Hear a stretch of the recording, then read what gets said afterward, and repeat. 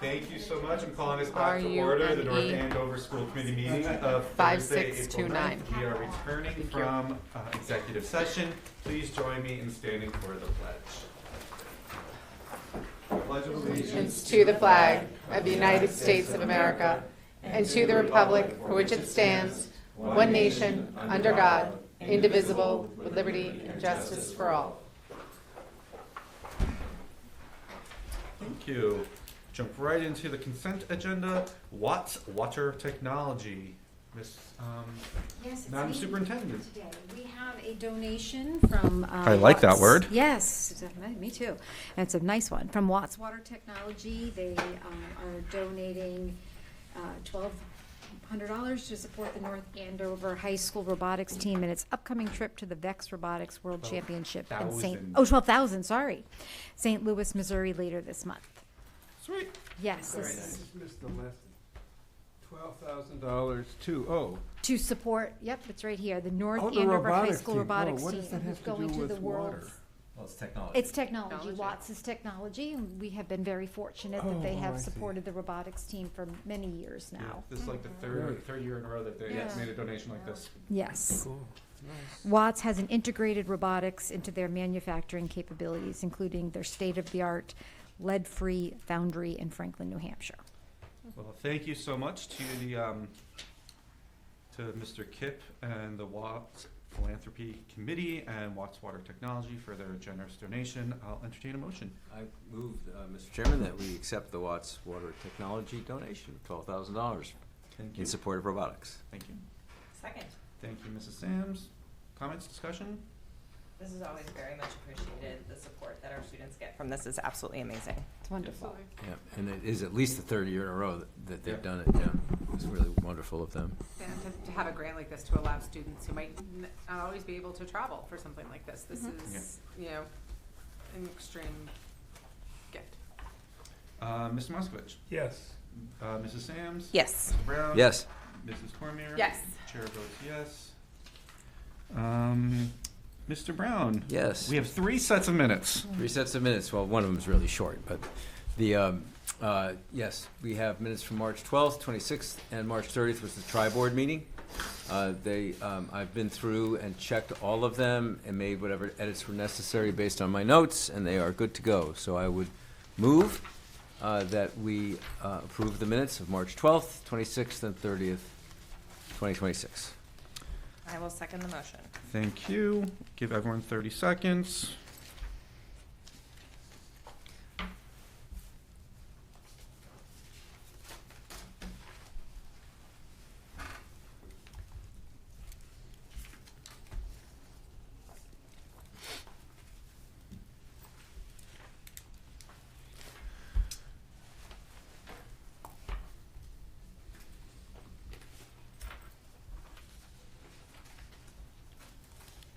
Just one correction, I apologize, I missed this before. On page 3, on the March 26th minutes, it says that our first negotiation with the teaching assistants would be on the 29th. That's our second one. March 26th? Yeah, March 26th, page 3, just about in the middle. Negotiations update, an hour and 13 minutes. March 26th. Page 3. Page 3.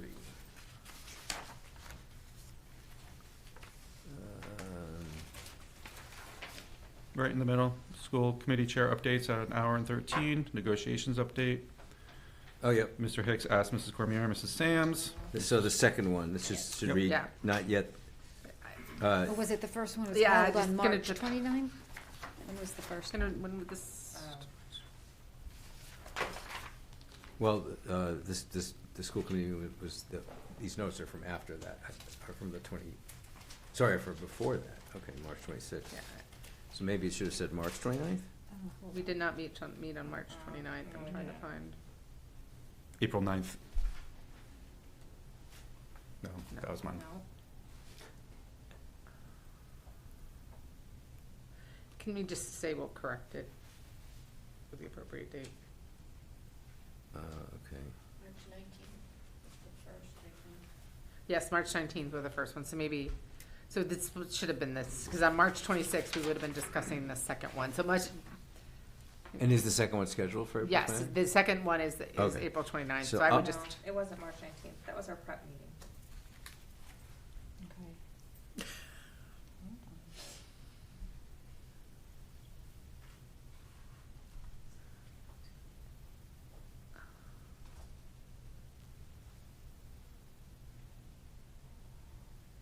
was March 9th. Was the first one. Was the first one. So this must have been referring to the second one. It should have been, maybe it was, I'm assuming Mr. Hicks, you had asked if we'd had our next one yet, and should Maybe. be, no, we haven't had one. Our next one is on April 29th. Well, what it says is, he asked you guys if So we you can had table still- these minutes Yeah, it's- for now. All right. Will you withdraw your motion? Yes. For this one? I'll withdraw my motion for that one, but will somebody, you guys will let me know what it should say, right? We'll go back to the recording. All right, so then let me move a different way. Yep. I'd like to move that we accept the minutes of the 12th and the 30th. Okay, Second. thank you. Mr. Moskovich? Yes. Mrs. Sams? Yes. Mr. Brown? Yes. Mrs. Cormier? Yes. Chair votes yes. Thank you. Hello, Ally and Han. How are you? How are you?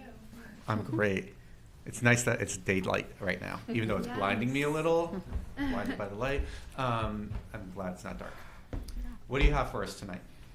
Good things? Yeah, all Good. great things. Boom. All right. So the French and German club attended geography night on Tuesday, March 31st at NAMS. Student council is preparing for their final conference of the year, NEMASC Spring Conference, which is April 15th in Tewksbury. 3 delegates from North Andover will be running leadership workshops. And Delia Rule, a sophomore from the council, is currently campaigning for NEMASC Vice President. Your CC was NEMASC Vice President, so that's kind of cool. And hopefully she'll be elected at the conference. Make sure to check out NAS Future Plans 2026 to see where seniors are committing. And seniors, check out the scholarship page on the guidance website for some outside of NAS scholarships. Quarter 3 ends this Friday, April 10th, and grades will close next Friday, April 17th. And the seniors are having a digital popcorn fundraiser. Check out the principal's update or NAS Class of 2026 Instagram to find the link to support the seniors. Congrats to the math team, who recently had their last competition of their year, and for placing 3rd in the league. And again, big congrats to the robotics team for qualifying for World Championships, where they'll be attending on April 21st to 23rd, and good luck to them.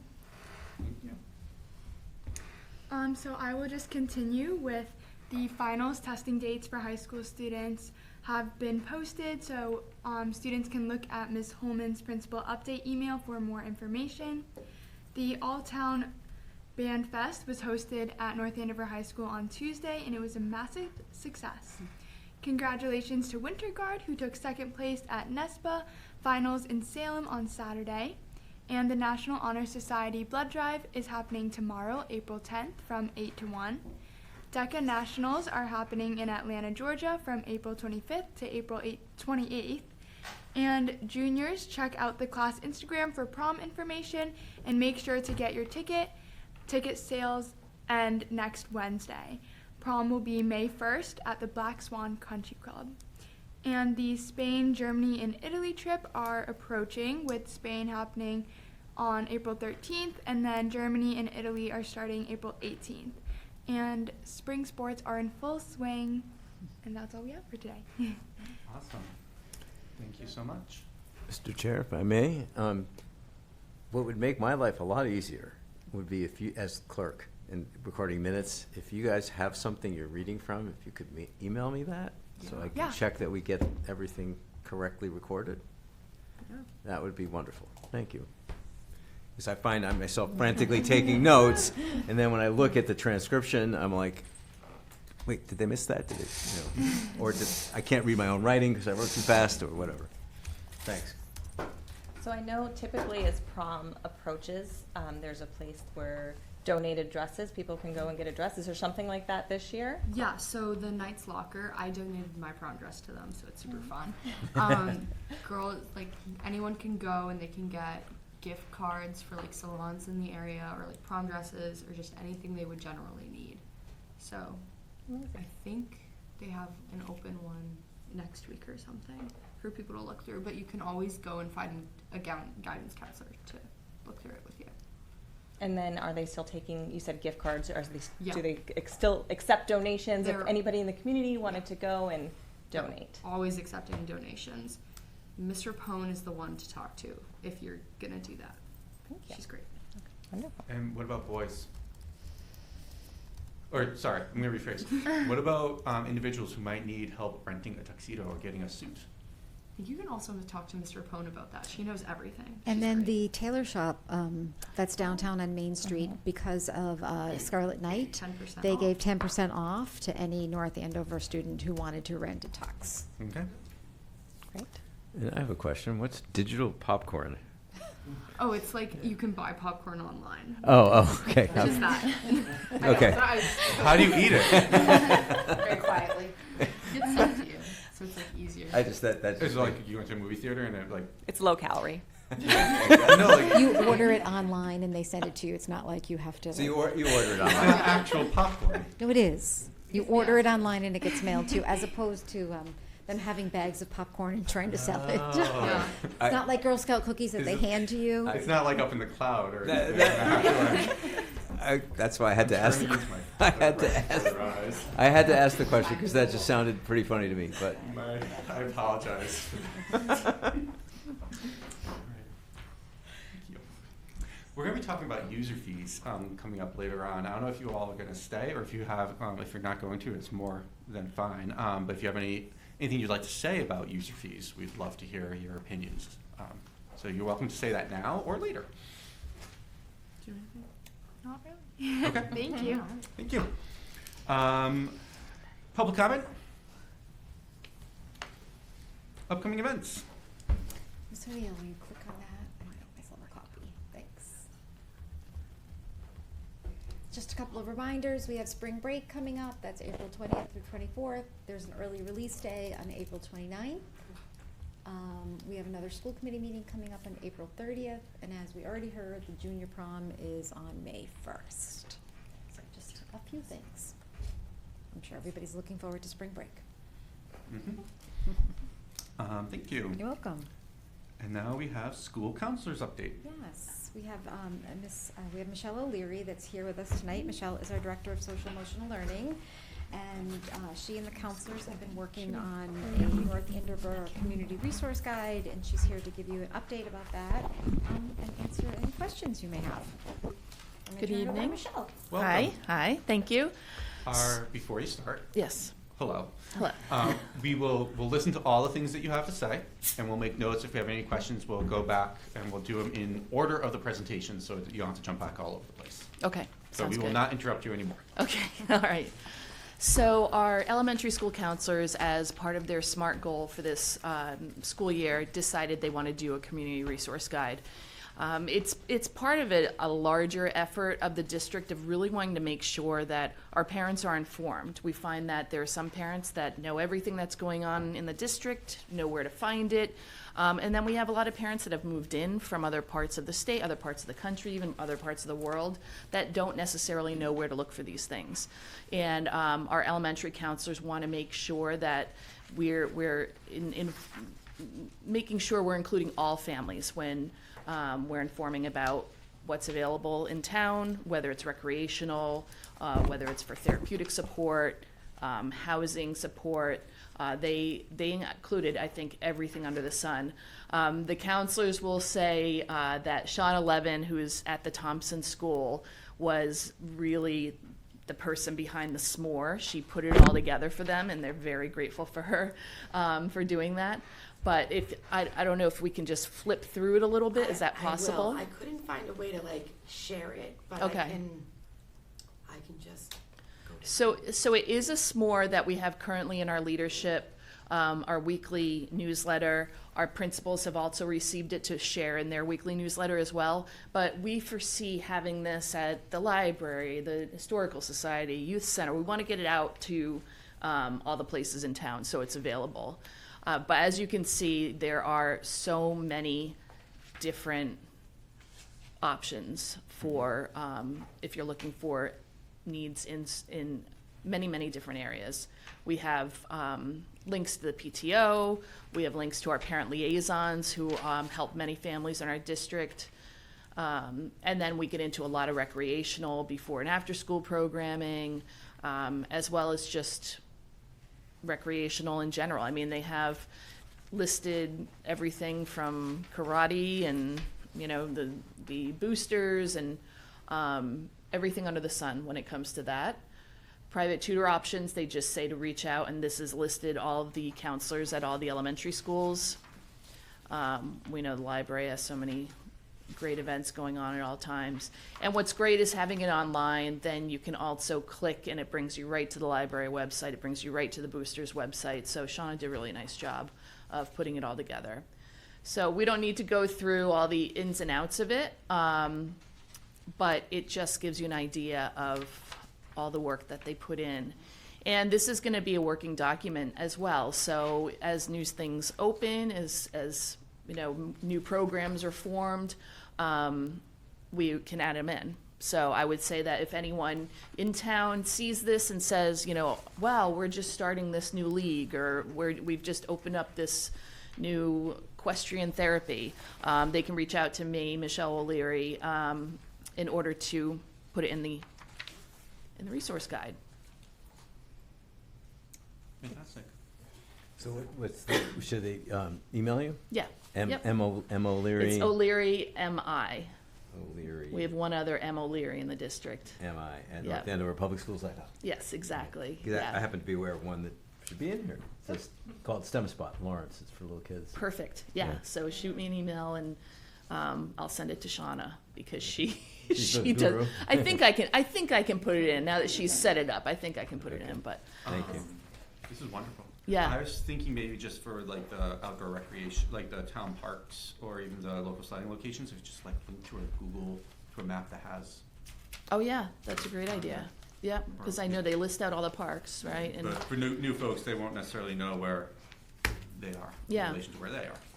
This is wonderful. Yeah, this is fantastic. What a one-stop shop for people Oh, who's yeah. in town and new to town. Like, I'm looking at the summer camps. I'm like, which ones did I miss? Right? Like, this is fantastic Yeah. as a resource for parents, just to truly helping them out and making sure that the kids are getting, either parents can find what they need. yeah.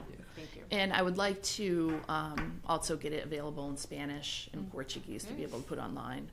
The some more, when you work through some more, so families can click on the little translate button and it translates in over 100 different languages. But to have a hard copy, we would get it translated. But the actual some more document, the live document, they can translate themselves. That's one of the reasons why we use some more. It's why our newsletter goes out that way. It's why the staff sends their letters out that way, because you can translate. So then if someone's looking at the website and wants it in a different language, what do they have to do? So it's not necessarily our website, but if you Oh. look on any of our newsletters, like the nightly news Yeah. or the newsletters that the principals send out, the librarian sends one out, this document itself is done through some more. There's a little like icon that comes up, like a little translate. You just click on it and pick the language you want. Oh, that's really cool. Yeah. It is. It's like one of the best things about Smart. Yeah. How do you spell that? SMORE. Like, Like s'mores, Yeah, like like the, s'mores. yeah, okay. Yes. Wow. I wish I had this 25 years ago. Right? Yeah. It's a lot of S'mores work. and I or really more? appreciate No, the doc, this thing. Yes, this what doc, the yeah. counselors did, and it was a really worthwhile Yeah. goal Yeah. as counselors. And I think it would be great for us to then look to do this for our older students as well. I think there'd be a lot of repetition, but at least, you know, there are definitely programs that are not available to elementary that are available to middle and high school. Yeah, this is absolutely, I wish, like, I'm with Dave, I wish when I had moved to town many years ago with 2 children that I had something like this. So I'm thinking off of that too, maybe, you know, young families have been moving into town, maybe keep some at town hall. Mhm. They go hook up their water or whatever, they can. Yeah, yeah. Yep. Well, we could Pick even one ask up. Town Hall Yeah. to host it on their website or the town Yeah, if they're that'd be willing to great. as well. Yeah, and we're really, the counselors are all really working on wanting it to be just a welcoming experience for any new families and wanting to make sure that right away they're feeling connected. And so that was part of all of this conversation as well. So they're all working on their own schools, you know, putting together maps and descriptions, and they're all coming up with how they want to make sure that when new families come in, they're going to have all that information right in their fingertips. So I appreciate that they're really thinking about that family engagement piece. This reminds me, of my family, we moved a lot growing up, and one of the things my mom used to do is, it was a long time ago, she used to pull out the white pages whenever we moved somewhere new. If you remember the first like 10 pages of your white papers, it was this. Or what are all those community things that Yeah. you can find? And I mean, obviously white pages are long gone. So is that resource. So this is bringing back Yeah. that really helpful resource for those Yeah. mobile families. White pages are. There is a book called The Phone Book. Oh, not a dial. Believe it or not, you used to be able to look up someone's phone number Yeah. by their name. Imagine. Yeah. No, Yeah. really? Just a little teaser. So Michelle is working with another group in town, which is continuing to work on family engagement. So has some plans for a summer activity to do something at the end of the summer, a family resource night, getting families ready for the new school year and helping with any last minute registration or something like that. So we have some other things that are coming down the line. We should Yeah. make sure we have copies of this at, Town meeting? no, Night Out. Oh, National Night Out. Town meeting Yes. May 12th.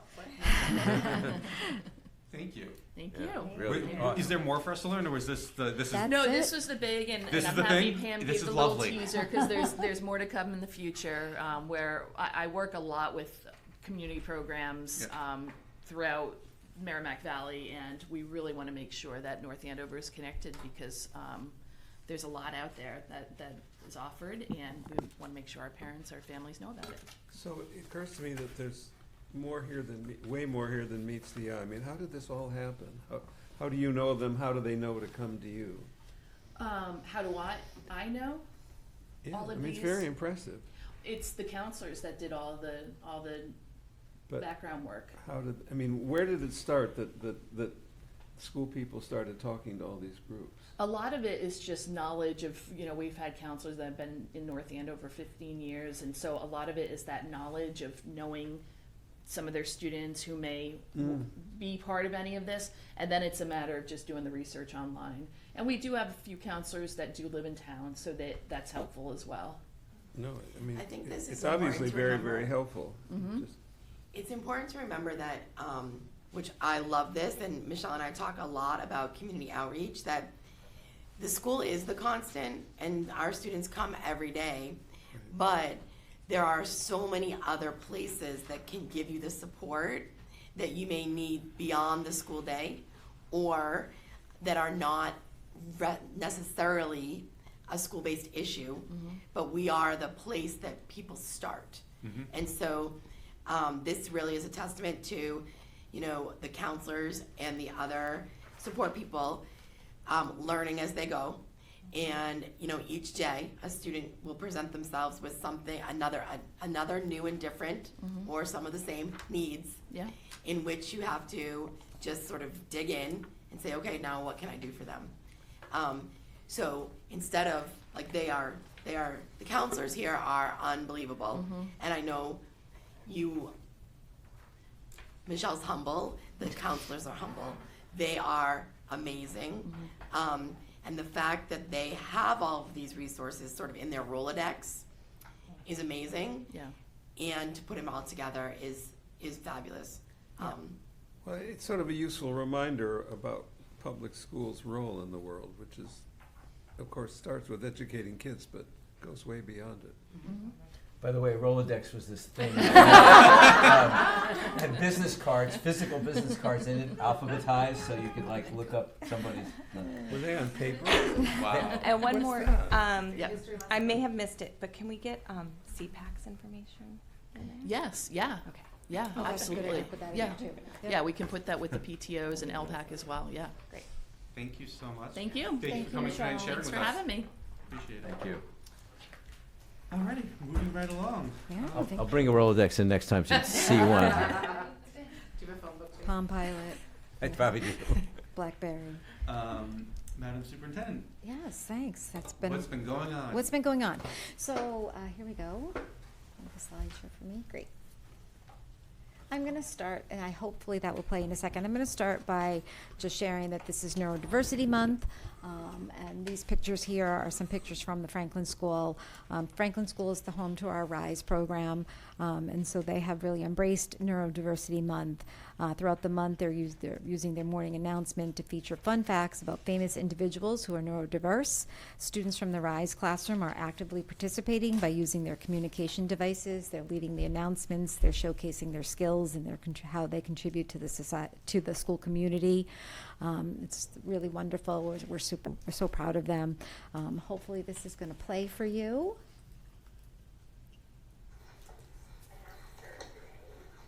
Can you turn yours up? I'll put the microphone down.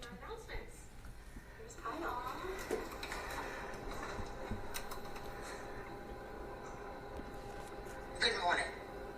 My name is Kyle, and I will be sharing morning announcements with you using my talker. Today is Tuesday, April 7th, 2026. Please stand for the Pledge of Allegiance. I pledge allegiance to the flag of the United States of America and to the republic for which it stands, one nation, under God, indivisible, with liberty and justice for all. Please be seated for a moment of silence.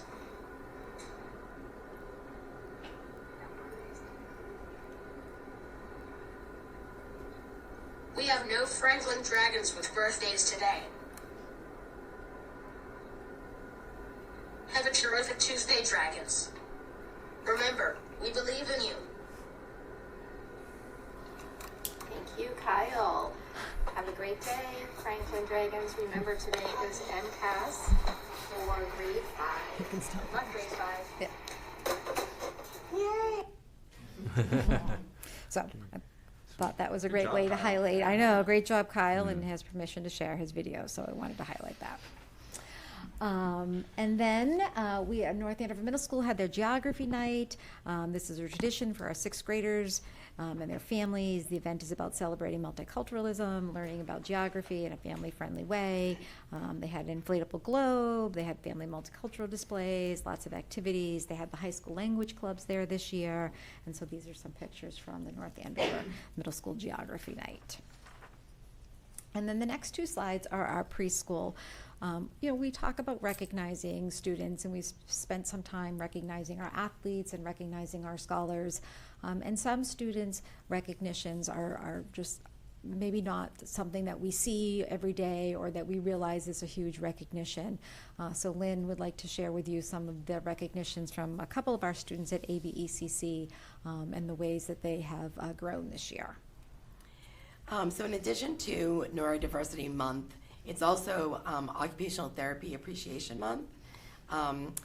The related service provider in this slide is Christine McQuaid. She's one of our physical therapists. But this little guy is named Benjamin. And Benjamin started at the ABCC in January. And he was primarily crawling to get around. And in 3 months, he has really found the strength working with the physical therapists, the occupational therapists, to start moving upright. So his core strengths improved so much that the unsafe transfers are becoming a thing of the past. He's much more stable on his feet. And a huge motivator for his walking has been the other students. He wants to be where they are. Seeing them in the hallways makes him want to get up and move right along with them. He's naturally a bit apprehensive, but so every step he takes is a massive win for his self-esteem. He's learning to trust his body and the space around him. These are the wins that make every day at the ABCC and the other schools across our district so exciting to see that we can have a hand as service providers in the vast improvement of the experience of our students. And that, progress isn't always around, reading, writing, and math scores. Like, this is huge progress. It's so exciting in 3 months to go from crawling to being able to walk with the gait trainer in the walker. So the unsung heroes are the physical therapist, the occupational therapist, the speech language pathologist. We always recognize our teachers as being phenomenal, and they are, and our teaching assistants, they are. But the related service providers equally are pretty amazing people. And Benjamin for one, and then Nathaniel for two, are really lucky to have such dedicated professionals in their corner. Nathaniel's been with us for about a year. When he started a year ago, he needed help just to sit up. He is now sitting on the floor completely unsupported for up to 20 minutes.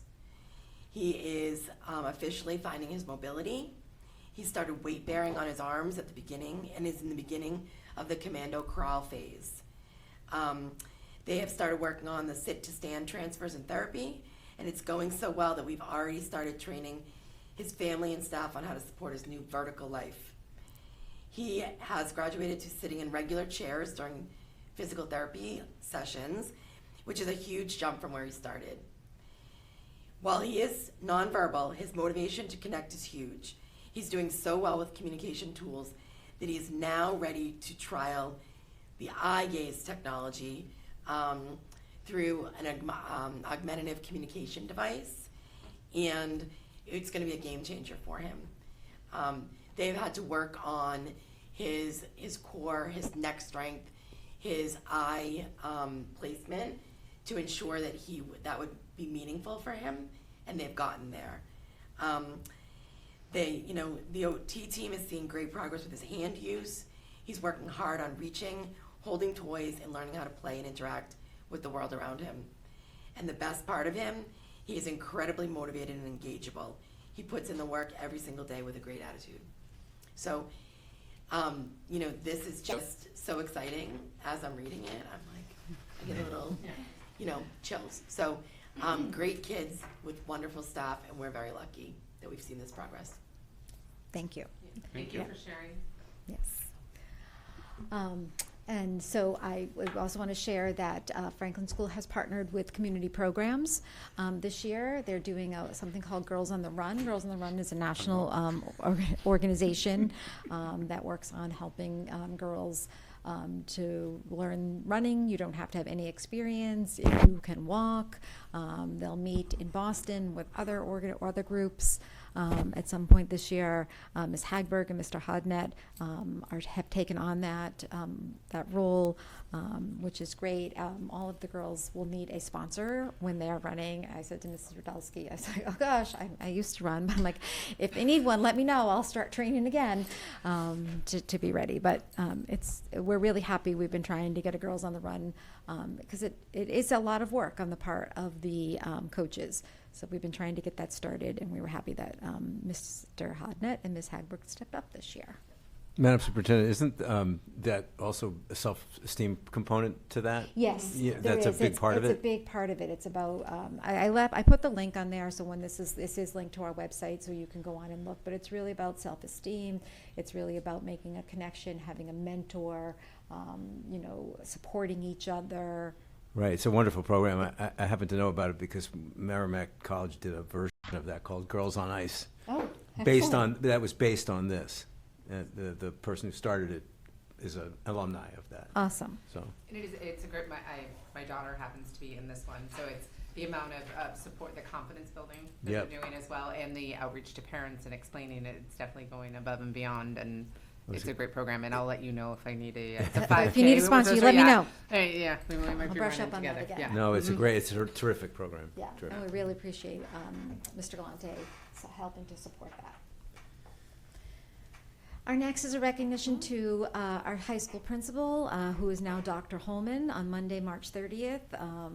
The PhD program, that Deb defended her dissertation for Lesley University. Her dissertation was entitled Leadership Regarding the Support and Implementation of Collaborative Teacher Teams to Advance District Equity Goals. I had the pleasure of being able to watch her dissertation. It was on Zoom. Deb did a beautiful job defending her work. Answering some of the hard questions that came her way, and then waiting, which probably seemed like eternity when the advisors went off, so they went off camera, evaluated, and then Deb took some questions from those of us that were on Zoom with her, and then they came back and announced that she had successfully defended her dissertation. That is an AI generated, and I picked Leslie's colors to put her in that cap and gown, but we're really proud of You're Dr. loving the AI lately. I know, right? We're really proud of Dr. Holman. Yeah, bravo. Yeah, right? That's a great accomplishment. That's it. And then for superintendent updates, as you know, we all participated in the tri-board meeting, which was the opportunity for the Kittredge School Building Committee to present to the Finance Committee, to the Select Board, and to School Committee. Thank you. And that committee is also working on putting together a video of some more in-depth information about the project, which hopefully will be, Cam is working with us to get that out, so hopefully that'll be out soon. In the past couple of weeks, I participated in the North Andover Middle School's PTAC meeting, which was great to hear a little bit about some of the work that they're doing there. Some of the things that they're focusing on is the after-hours program and trying to make it a little bit more robust, thinking about perhaps partnering with Mr. Gallant here to see if there are some ways they can supplement some of the things that the students are looking for, and maybe potentially also looking at a before-school program for those kids who come to school early. Maybe there might be some opportunity for them to do something before class instead of after school. So those are some things. I had the privilege. Oh, what are you doing there? Slow down. Do you know how to go back? There you go. To go to North Andover High School in the Focus program. They have an opportunity for staff members to sign up to be the guest chef. And so basically all that means is that you have to share a recipe that you enjoy with the class, and you come and you talk to them a little bit, you share how you make that recipe, maybe a little bit about why you chose that, and then the group has different stations. They recreate your recipe, which they then they might sell for a small amount of money to raise some funds for people who sign up to come in there for lunch. So I shared the Jennifer Aniston special salad. Did you guys try it by any chance? Oh, I love Focus. Oh my gosh, Focus is like my favorite place. So it was great. It was basically just quinoa and vegetables, but it was great to see the kids and chopping and putting it all together, and like the Rolodex and the white pages, I explained that Jennifer Aniston was famous for Friends well before she was famous for other things. But it was a lot of great fun. I went to Thompson PTO meeting the other night. A school committee person, Alyssa Sams, joined me. So we had some opportunity to share a little bit more about the budget and answer some questions, which was great. And then today I had a listening session at Sargent School. So this spring I'm spending time at all of the schools for really just an opportunity for individuals or small groups of teachers to come and talk to me about some things. So I had a great time at Sargent today, met with a variety of different groups of folks. I would say that people are feeling excited, happy about some of the things that are happening. They are looking forward to Miss O'Loughlin joining. Obviously, they are feeling sad about losing Miss Leahy, but they are happy to have the appointment of Mrs. O'Loughlin joining Miss Peters. We had, I would say that many of the staff and groups that came to talk to me talked about special education. What I thought was wonderful was some of them said they have seen some real differences in the ability to make connections with special education and general education with the work that we're doing with DIBELS and with having all the classroom teachers giving the DIBELS to their students, working together. They're seeing students that are really benefiting from having reading support in their classroom and reading support with their special education teachers. The special education teachers were really the ones that were sort of driving that conversation and saying how much they appreciate the PD that classroom teachers have received from the Hill for Literacy that really connects with the work that they're doing. So that was great. But there was also talk about. Could you expand on that? That sounds really promising. Yes, it was very promising. So really just saying that they feel that the partnership is growing between special education and general education, and that because we are now giving the dibbles and we have given some professional development for interpretation of the dibbles and through the data meetings where they're working collaboratively together, that they're seeing a joint ownership of the students. They being Special classroom education and- teachers and classroom So they're teachers. training together and looking at the data. That's really cool. Yes. And then thinking about, what does this child need? What do I do? What do you do? Yes. That's great. And special education teachers were, the ones I chatted with were feeling they have more opportunities to do push-in support in the classroom. And they are hoping that as a district, we continue to foster that because they have enjoyed the relationship they have and seeing the students working within their general classroom. Would I be reading correctly between the lines that once, this isn't just you're making this available, and it's what you hope, but it sounds like it has a momentum of its own, that as they begin working together, they start doing, that's really cool. Yes, and what I asked is what's going well, so that was one of the questions, and that was what people shared. And then I asked, what are your hopes and dreams? And their hopes and dreams are that it continues, but also that that there's continued support for staffing for special education, seeing that there are still holes that they feel, and that there was a lot of conversation about co-teaching and a desire to potentially have some opportunity to do that and maybe some training down the road. How do you arrange in the schedule that both of these groups of teachers can be in the same place at the same, or is this just on the half days that Joe and the others are running, or do you do it in a different way? I mean, just the mechanics of getting them together is not easy. Yes, so each school has been working really hard on their schedules, and so what the special education teachers shared at Sargent today is that they've had more opportunity to engage in the collaborative time, so when we call it collab, which is the time that they have dedicated for their team, that in the past they maybe were scheduled to work with a small group of students, and this year they feel as though they've had some opportunity to participate in those collaboration meetings, and that because the way the WIN block has been designed this year, and that the teachers are doing their dibbles, identifying who may need small group instruction or who may need progress monitoring, that they're working in collaboration with each other. So it's more of like our kids instead of your kid, my kid. Yep. I seem to remember reading about, I think it was Finland, and one of the countries that is celebrated as doing particularly well, and a lot of it has to do with what you're talking about understanding that it's a really good idea to invest in having teachers have time with each other. It is. We'll push us along a little. Sorry. We have a big presentation coming up, and I don't want to make Mr. Clark wait too long. But yeah, so my next listening session is at the middle school, and that's on Monday. So maybe next time I'll tell you. And then just a reminder of our next few meetings that are coming up. Next time, hopefully, on April 30th, we'll meet at the high school. We'll let you know for sure if the high school's ready for us with the new reveal of the high school and have an opportunity to have a fine arts presentation. I think that will be largely focused on music this time around. Great. Thank you so much. You're welcome. Moving on to my update.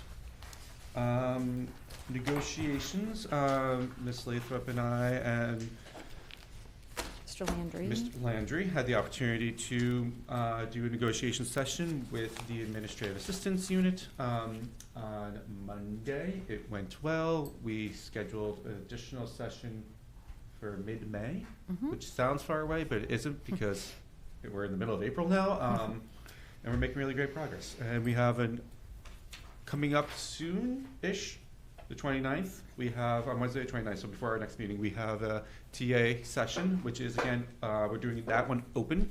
So everyone is welcome to come watch, and it's at the town hall, no, it's here. It's here. It's It's here. here.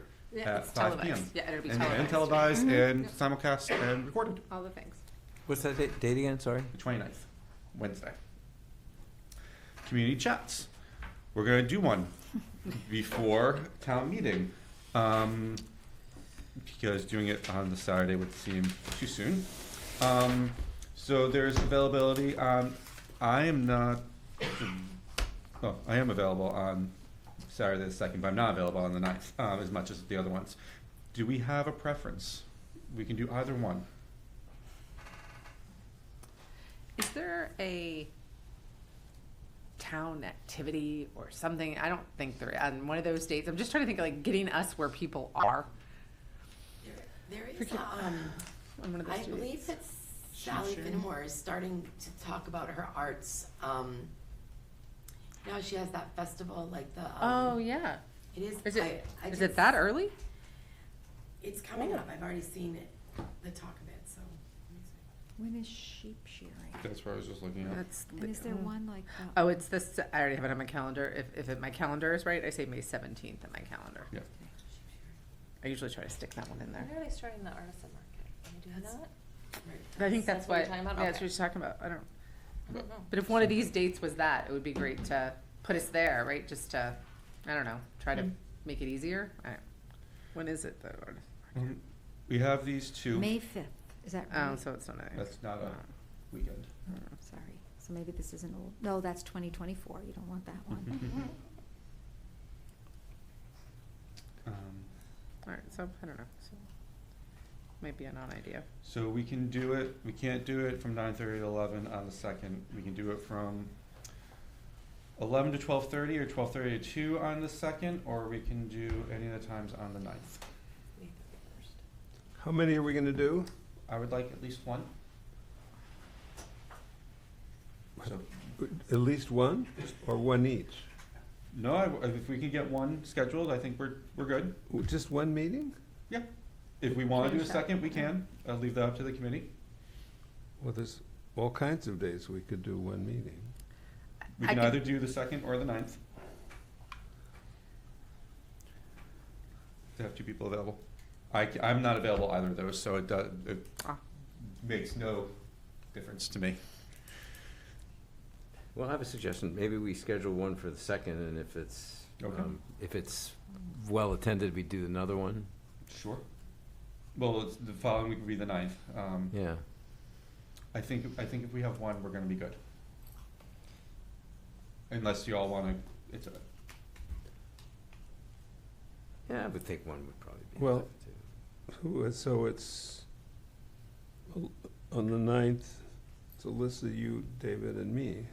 I say on the 9th, we could do each time slot. Oh, There's 2 people for each time slot. that's a good idea. Yeah, then Oh, that, I people like get a. that. Yeah, I like that idea too. so be here all day? Well, from 11 to 2. No, 9:30. Oh, 9:30 to 11? Or to 9:30. 12:30? No. Well, 9:30 to 2, you have, there's only one Oh. person available at 9:30. Yeah, I don't think we need to do the whole, we could do the whole morning if you wanna do 9:30 to 12:30. If Dave, you wanna do two of them, that's a lot. Or Kelly, sorry. Oh, yeah, because Kelly's doubling it up. Sorry, Kelly. Well, if we do 11 to 11 a.m. to 2 p.m., then we could have two different sets of people, right? Nope, someone's lost a double. The only thing, like, keeping in mind the morning time slots is sports have started. Yeah. So a lot of people are at practice. Right. Well, the problem with doing it that way is that there's only 2 or 3 of us, so we wouldn't have, what I thought was nice about Alyssa's idea is that each of us works an hour and a half and we wind up with 4 hours, but then somebody's alone. Right? Well, I don't mind being alone if it comes down to it. Well, then Alyssa, do you want to do it with me at 11 and Dave can do it at 12:30? Alone? On the 9th? I don't mind being alone either, actually, whatever. Sure. I can go into the 11. What do we do? The 9th, right? Okay. We're looking at the 9th? Yeah.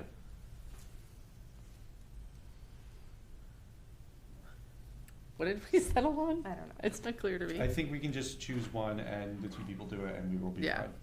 Where are we I gonna think do one. this? I think we just pick one of those time slots. Okay. Oh, well, we sort of did that. Where is this? Did we decide on the 9th? Is that the, Let's do, okay. is the that, ninth. is The that ninth? the consensus? All right, so, Do you want, which of the 3 time slots works best?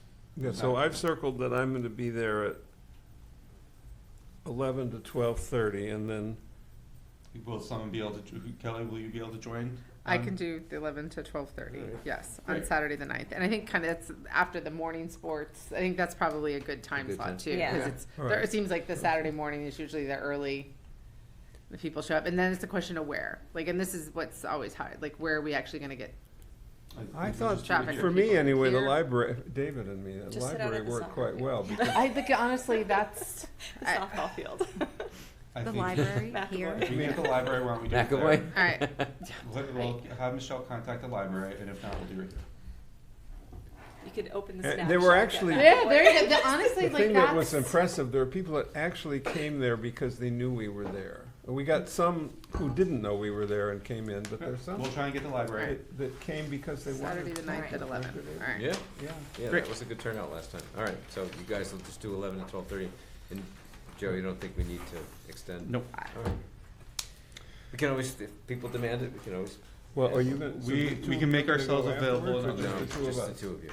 Okay. Just, alrighty, couple things that aren't here, but quick announcements. One, it is Hall of Fame nomination time. We haven't put it on the agenda, I'm sorry about that. But if you'd like to make nominations for the Hall of Fame, please go onto our website, the Hall of Fame section, and you can nominate teachers who have retired, who have been retired for 5 years, I think it is. There's lots of rules, but follow those and make some nominations because it's one of the most wonderful things we do here in town, and it's a good time. And Mrs. Cormier is in charge of running that selection process this year. And if we have nominees, she'll do that and she'll select one of us to join her. Next, we had an executive session last time and this time to discuss strategy with respect to negotiations with non-union staff, the superintendent. We are pleased to announce we've come to 2 conclusions. One, that we're going to do a one-time salary adjustment for fiscal year 26 to be paid in a one-time stipend in the amount of $5,000, recognizing the good work that she has done this year and recognizing that we were unable to plan for that earlier, but based on our good financial outlook and the work that she has done this year, she is well deserved of that adjustment. And 2, about 1 year in advance of the expiration of a contract is customary for the, and this is in the contract itself, either the superintendent or the school committee will request of the other one to start negotiations for a successor agreement. So we have we're about 1 year out, and we have decided that we will enter into negotiations with Mrs. Lathrop for a successor agreement to her contract beginning in after next year, so fiscal year 28. And that will be, the contract will be no less than 3 years. But we have not yet started those negotiations, and we will be doing that coming up. And we're very happy to do that. Thank you. I appreciate both of them. We had town elections last week. Glad to see that you were reelected, and Mr. Brown and Mrs. Sams are Welcome still back. with us for 3 more years. Congratulations.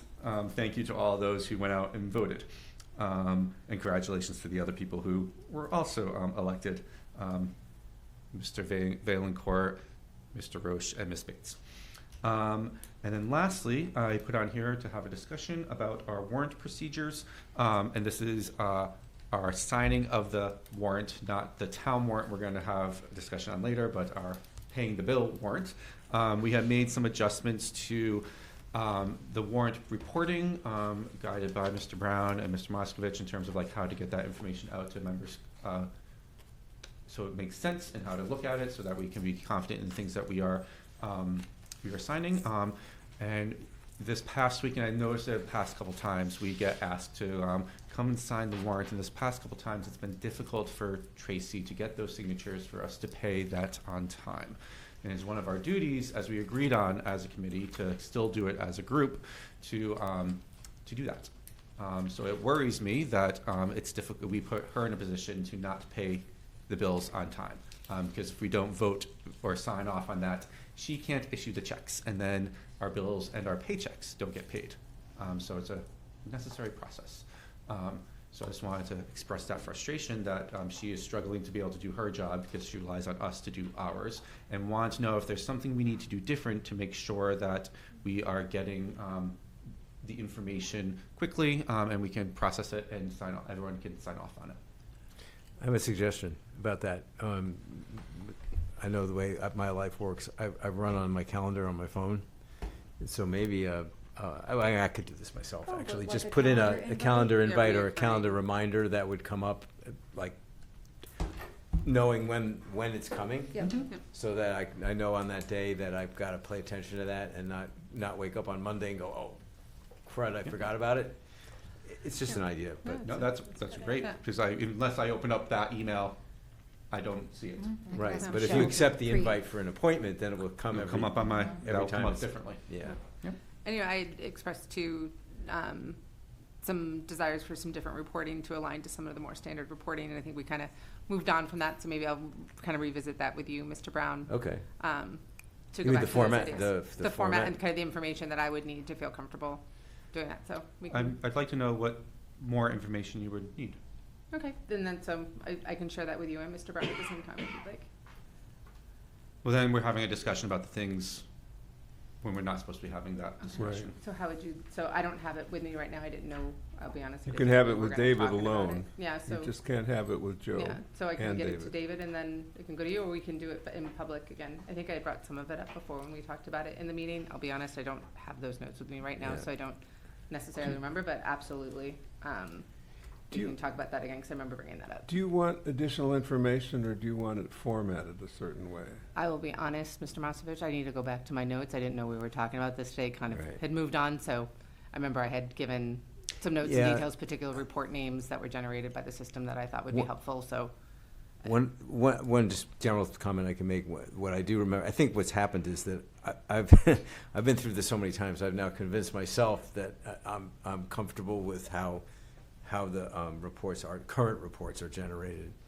But it took me a while to get there. So maybe I can go revisit that, and that would be helpful. Well, one thing that I think is helpful is that what you receive is actually an Excel spreadsheet.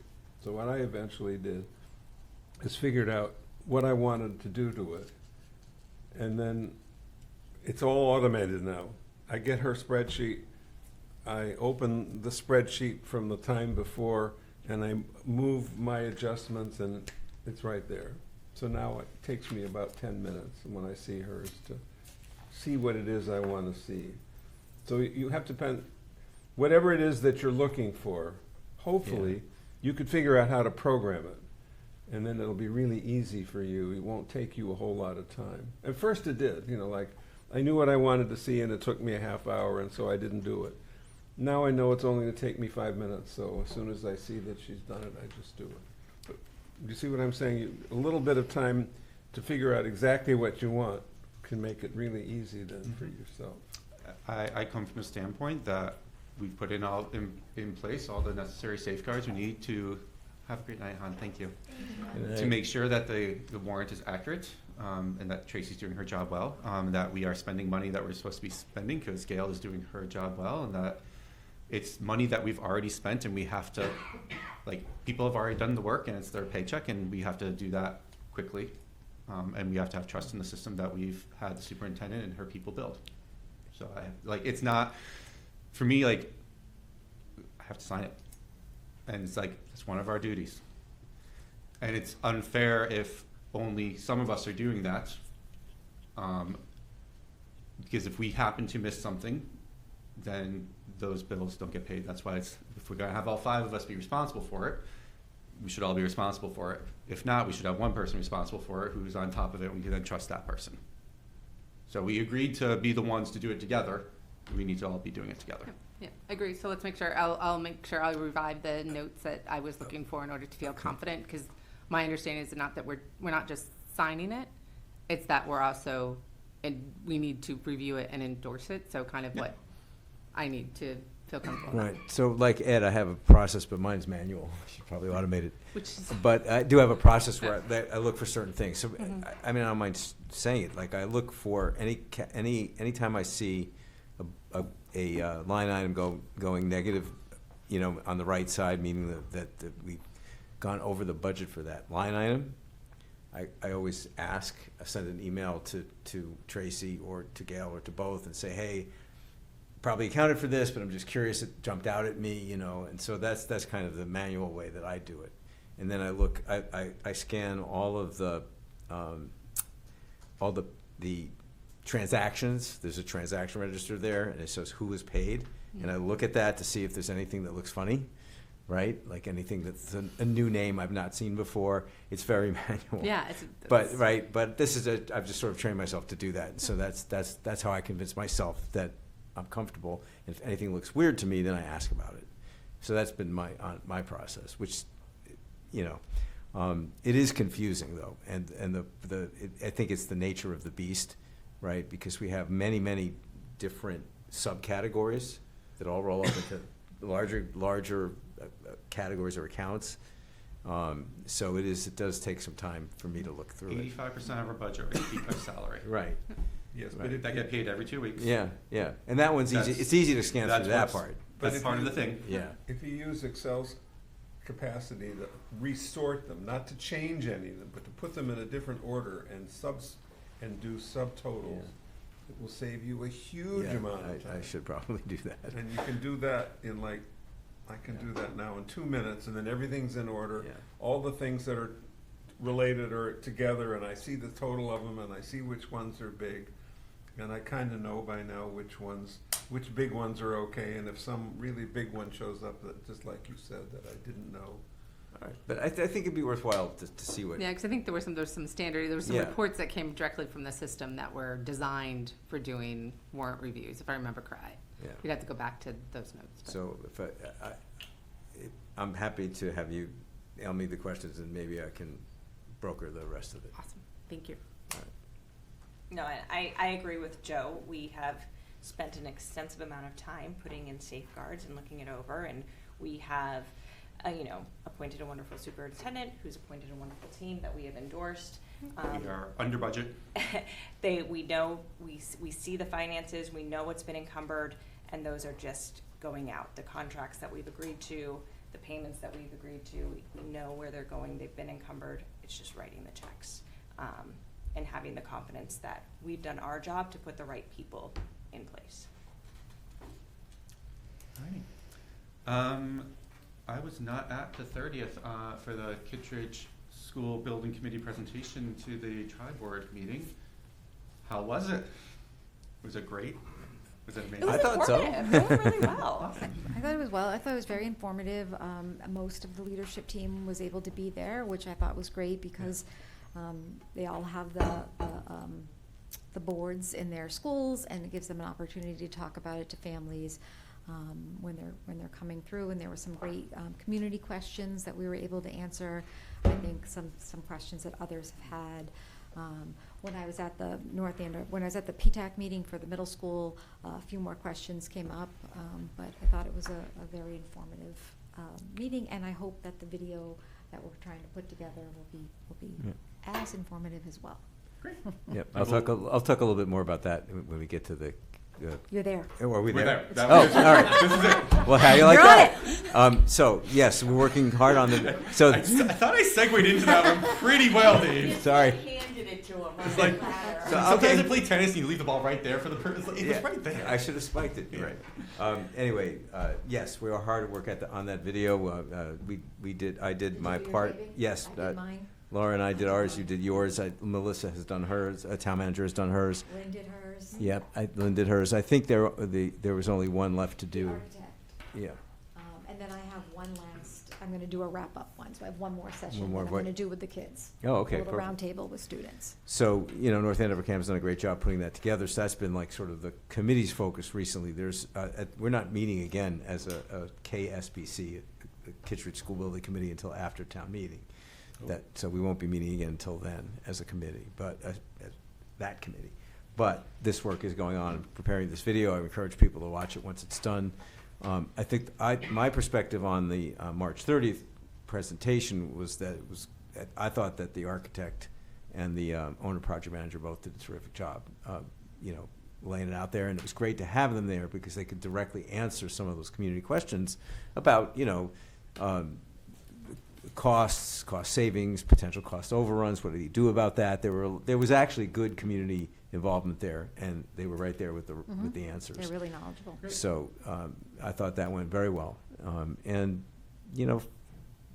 there were, I don't know, about maybe a dozen public questions, something like that. And we were done in like an hour and 15 minutes. Thank you. Moving on. Continuing business, user fees. So last time we met, Mr. Landry, Ms. Smythe, and Mr. Nugent came to us with some proposed adjustments to the district's user fee schedules. The 4 categories of things were Kid Stop programs, Kid Stop and Breakfast Club, athletic fees, facility rental fees, and bus fees. And preschool. And preschool. So those are the things that they proposed. For athletic fees, it's a small increase. The biggest impact is the restructuring of the athletic fee schedule to pay $400 for the first and second sport, but the third sport is free. The preschool is going to go up approximately 5%. The buses are going to go up about 5%. And there's a much more extensive facility rental fee schedule. And those are all outlined in the memo that we've included and the presentation we had last time. So we have time now to discuss and take action. The other thing, I wrote this in my recap, is we had pledged in October when we had to make an adjustment to community programs. That was the before and after school when we did that one. That we would make, if any adjustments were necessary for next year, we would do them in the spring before April vacation. So we'd like to do that today so we can communicate out any changes to families with ample notice, because these will be for next school year. So, thoughts? I will say I appreciate the amount of thought, research, and effort that Ms. Smythe and Mr. Nugent put into this. I have confidence in the extensive research that they did and making sure that we're trying to balance being fair to our families and also meeting our financial needs. So. I think to echo that, and it was obvious they had gone through, so Ms. Smythe sounded like she went through quite a bit of looking at other towns. I would just, thinking ahead to next year, assuming we'll do this, it will be a yearly thing, so every year we'll attempt to do it at this time for the following year, just as we work for it for next year, using our comparable towns, from the town manager, and just we have those as well. I think it's important that we're using those same economic, and if we want to use others as well, but at least we have those same towns to compare to. Just a reminder of what Mr. Nugent shared, that sometimes that's challenging, given the fact that he really has to compare with the towns that we participate in athletics with. Yeah. To me, it's, yes, I understand. But as much as we can. Yep. Yeah. Because that's our economic realities. Ms. Lathrop, did we get any community feedback? We did not. Nope. I double check mine right now. I didn't receive anything before the meeting. Nope. And there's still, there is always mechanisms, scholarship-ish mechanisms for, the only thing on here at all that bothers me is it's kind of the athletics fee, but it's a reality.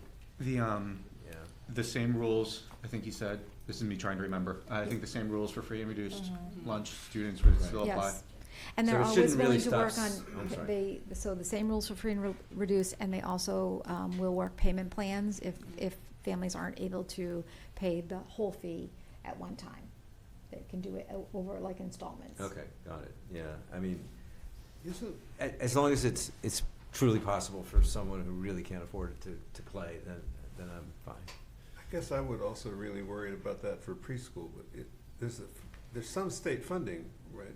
No, this This is, is preschool for tuition program, so Sorry? this is for our preschool for our students who are Peer our models. peer models. Yes, yes. So Oh, I there see. isn't, Okay, so a there is. subsidies Well, for that. it's in chapter 70, but doesn't necessarily mean we get it. It's a long story. Yep. I was the one that put it in chapter 70 for that very reason. Do we feel that these increases keep up with our, and I know it's a challenging question, but with kind of the scope of increases for these services? Are we keeping pace with how much more they're gonna cost us year over year, just for the, That's our the goal, specific to work piece? towards keeping pace. Yeah. Because that's why no one likes increasing the fees for our community. If we don't, we end up in having to do the huge jumps Right. or being in a I think if you remember from the budget season this year, we recommended a modest increase in the athletic budget because we had not been. We haven't been doing Some this. of the Yeah. things that we had projected through some of the fees 2 years ago, didn't quite come to fruition. And so for those that didn't increase this year, Kids Stop Breakfast Club, we had the big jump, we had a, not a big jump, but we had a jump before. Should parents expect that items will increase, maybe not every year, but every other year? I mean, is there, because you just think everybody's costs are going up everywhere, just, even if it's not going up this year, just using those for an example, because I write those checks. But would it be fair to expect? Committed that we will review all of them on an annual basis and come forward with increases. I think, again, depending, it's all tied to salaries, utilities, it's- basic supplies, so I would anticipate there to be increases over every few years. We try to do it so that we don't have to come back every year, but we'll. Yeah, because our costs go up every year, Mhm. so it's challenging not to. I think right? this is the first time we've increased the bus. I think since I've Yeah. been a parent in the system. Yeah, so this is one of those things where we just So have to it's at set. least, I think it's been 9 years at least. Yeah. And we haven't increased the athletic fees in a while either, right? We We did increased 2 the years athletic ago, I fees think. 2 2 years years ago. ago. But that was the first time in Many Mhm. years. many years. The Since- same thing with user fees, we have not Yeah. increased user fees. We had increased the custodial portion, but we hadn't increased the rental fee.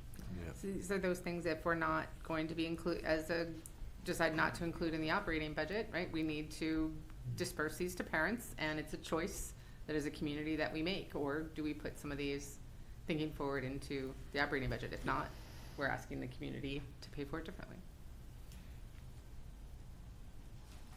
Okay, so I move that we accept the FY Oh, 27. can I cut you off Oh, 1 second? You can, So we're gonna have to do this in 2 steps. okay. The first, because one of them is to policy, The user fees. specifically about the facility rentals. Yes, So yes. that one should be separate. Because will be a motion about the policy changing for facility rentals. The other ones we can do all together. So let's do the policy first. Sure. Okay. And to remind everybody, this is our second read because we reviewed the fees in the presentation during our last meeting, and we said that this would necessitate a policy change, and that counted as a first reading, and we're doing the policy change on the second. So we are following the guidelines. Okay. Mrs. So I move that we amend, which Oh. policy What do we is it? policy, where is? It's in your packet. It's in your packet. It's after the town meeting warrant articles. It's policy KF1-E- no, KF-E-1. There's a lot going on here. KFE. Before you move, give me a chance to read it. It's There we go. the same policy with an adjustment to all the numbers. Oh, okay, Yeah. so we just simply changing the The number. chart, yeah, basically the chart that is in the memo has to be included in the policy, because Okay, this that's- one is determined by policy in the official table. Oh, So is the only changes is it the bolds in the numbers or just the table? The policy has been updated to include the new rates. It's after warrants. Okay, here it thank is, you. yeah. Yeah, you gotta keep Oh, going through. keep going. Keep going. Here we go. Okay, so I moved that we amend policy KF-E-1 to increase facility rental fees. Thank you. Oh, Second. Oh, go ahead, Ed. Thank you. Discussion. So what we have printed here is the new one. Would be the new policy. No, But in the No, policy, it's- you I get think to it's see the the old old ones and the new ones. 'cause it, it's it has the two exception will pages. expire. Lynn, if you June just Policy scroll pre down. and policy I think If you post. scroll, it has the new one there. Go down the other way. So, I can do okay. it more in my Okay, phone. Here. click on this. Yep. So these two pages are being replaced by, Oh, wait a minute, no, I'm sorry, it's two columns in the same page. These are current. So you have the current there and you have the proposed, if you wanna click It's the on. difference between this and that. Mhm. so, If I have it The right. first, current policy is the first two pages that you have there. The third page, this one, is the new amended. policy. it's gonna be the new one. Yep. That's what I thought. So this is He's talking going about this away part. Yep. and being completely replaced by this. Right, it- Okay, yes. got it. Sorry, I thought this one was changing to, okay. Yeah, that makes sense. Okay, good. Yep. Any more discussion? Mr. Moskovich? Yeah. Mrs. Sams? Yes. Mr. Brown? Yes? Mrs. Cormier? Give me a second, now that I know which one it is. This is, old policy is these two Yeah. pages. New policy is this page, just the new fees. This is, was written this way before, now it'll be Yes, we just need to Oh, update where's the one with date the on two the columns? policy What's page. this? Yeah, It's but we not have to wait updated. to vote it on Okay, it oh, okay. before we can change Okay. that. Oh, That would make oh, sense. I see. Oh, explaining what's going on. But this is the official policy. These are yours, right? Yep.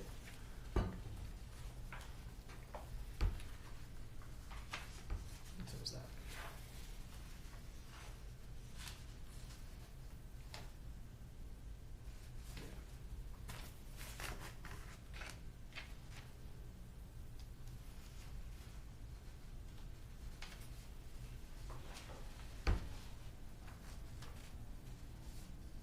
While we're waiting, Mr. Chair, but by changing the policy doesn't actually change the fees, so we need to vote to change No, them? the changing policy changes the fees. Oh, so that's only one? Only for the facilities. Only for I'm facilities. sorry? Only the facility fees. Oh. Because that's oh, the I only see. one that's outlined in policy. I see, okay, I get it. Mrs. Cormier? Thank I, you. I voted, I said yes. Oh, I didn't hear you. No, yeah, Oh. I said yes, like, yeah. Okay. Chair votes yes. All right, so that's. All right, so now I move that we accept the FY '27 proposed fee schedule as outlined and presented. Thank you, Mrs. Sams. Second. I second it. Thank you, Mr. Brown. Discussion? Mr. Moskovich? Yes. Mrs. Sams? Yes. Mr. Brown? Yes. Mrs. Cormier? Yes. Chair votes yes. Thank you very much. Great. Moving on to the annual town meeting articles. We have 4 of them that we can take action on tonight. We want to do that so that they get printed in the town warrant article, which goes to print tomorrow.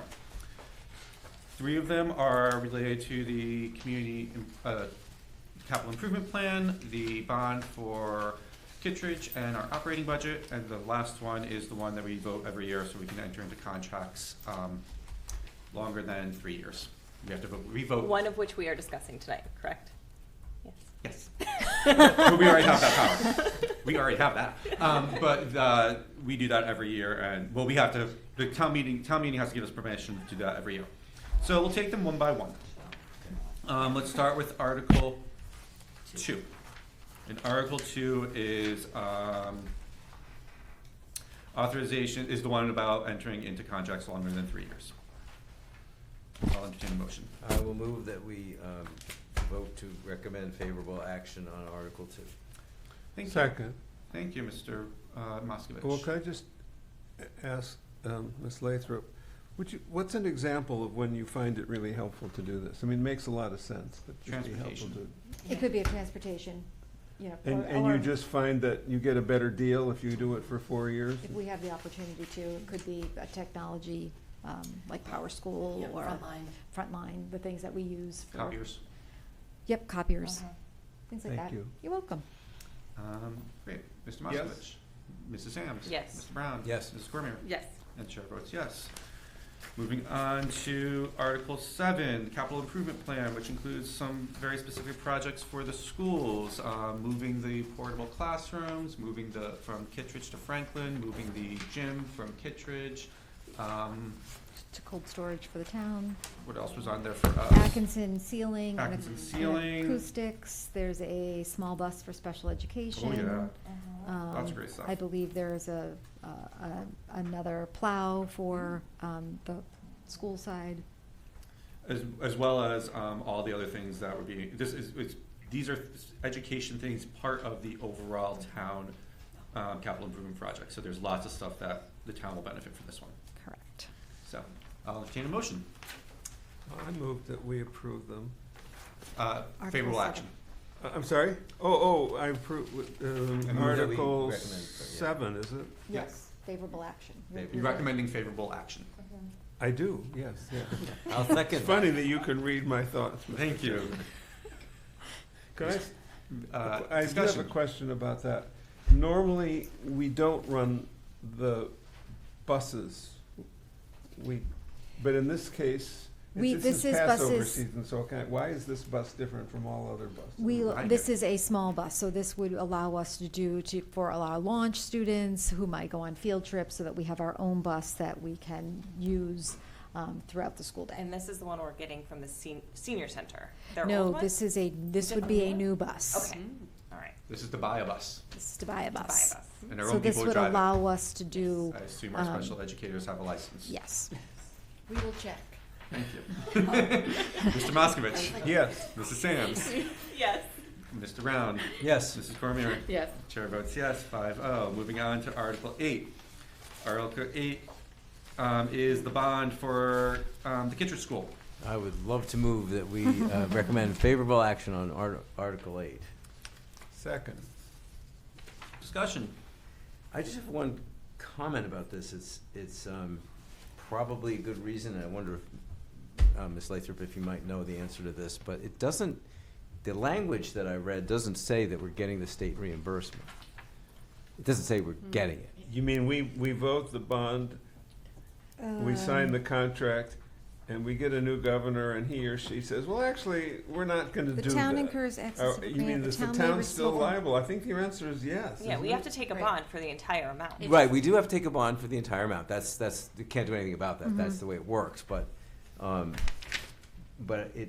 No, it is. It's last clause there, sir. What does it To say? determine whether the amount of any borrowing authorized by the vote shall be reduced by any grant amount set forth in and received pursuant to the project funding agreement executed between the town and the MSBA. Yeah. Right. Yeah, you're right. Oh, this- It is in there. It is, I thought it was the way David said, that we actually. No, we take it out, and that's the And they clause that says we reimburse. get the money back from Yeah. them. But, so, does that, what does that say? Suppose they don't give it to us? No, they will. They will. Well, I know, but people used to think about that of the federal government. Right now, I'm gonna go with, No, I'm not disagreeing, I just want to I, understand. So That's on what the we second take out. page, Oh, it I says, see. Yes, at determine the whether very amount end. borrowing shall be reduced by any grant amount sent forth and received. it'll be reduced by that. They'll reimburse it, it gets reduced. So we have to make sure that when this comes up at town meeting that, It'll be presented on the screen and explained. yeah, and. Well, you're the, I think you're the on the town committee. manager The will town do manager a will good do job that. explaining Yeah, that. so you guys see what I'm worried about, like somebody will misinterpret that. And then it's hard, it's a hard bar to meet. 2/3 vote is challenging, Yeah. so making sure that it's as clear in all of our communications leading up to the Yeah. meeting, that we have all of the parents, Oh. people there that are interested in having this important building added to our community are Yeah. there to vote I guess for it this or was- key. no, but this is still ambiguous, it says received I don't by, does think that it mean helps us about to to keep be talking received about why it's by, or ambiguous and why already we would received? then not want to vote for it. The What- town what's your manager will have an understanding, Joe? opportunity, the I town mean, manager you- will have an opportunity at town At town meeting to meeting explain. to go, when these come Yes. up, she and I will probably present This is the- together. Yeah, this This is is- not our job to amend it. No. We either vote favorable action or we don't. No, no, I No, I understand. wasn't proposing to amend it, but I'm just puzzled, But I think the This is wording's the language ambiguous, that we is won't have required. received any money from the state by the time of town meeting. no, we don't see and we've This said is that allowing over the and over town to again. take the debt. We have to authorize the town to take the full amount, as we've been previously talking about. As we go through the building project, we then submit the receipts on all that, and they reimburse us periodically. That is how the process works, and we've said that many a time. This is the language that they require us to Right. use to have it go before a town to be approved. This would have gone, based on prior this would have gone through town council, bond This is- council. Right. this Gone is through all the prescribed people in the way it wording needs to be per- worded Yeah. to protect us The powers and to that make sure be. that we get what we need Yeah. in the end. I only raise it just to make I aware- understand. awareness, right? Like, believe me, I want this badly. It's important. And it's important. I just want to be, I'm sure Melissa will, but in all of our communications, public and private, to everybody we know, we've got to remind them of that there's, 36% coming back. Which we have been saying many Over and times. I know. And this over and is over. worded in a way that allows us to continue to do Yeah, that. so that's all. Mr. Okay. Have we made a motion? Yes. We did, yeah. Mr. Moskovich? Yes. Mrs. Sams? Yes. Mr. Brown? Yes. Mrs. Cormier? Yes. Did we Chair have a votes second yes. on that motion? We had a second on that motion, right? Did No, I somebody didn't move second it. it? Dave I moved it. Who seconded? I second. We did. This one. Thank you. Moving on to Article 14, which is the town operating budget, which includes our operating budget that we have already voted for a couple times, or once, and talked lots and lots about. So, I'll entertain a motion. I move that we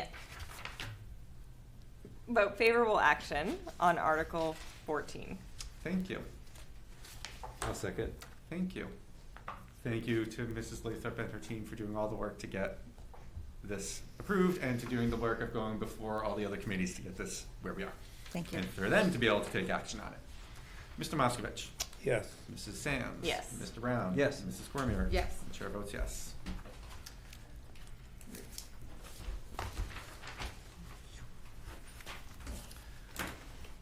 Mr. Clark?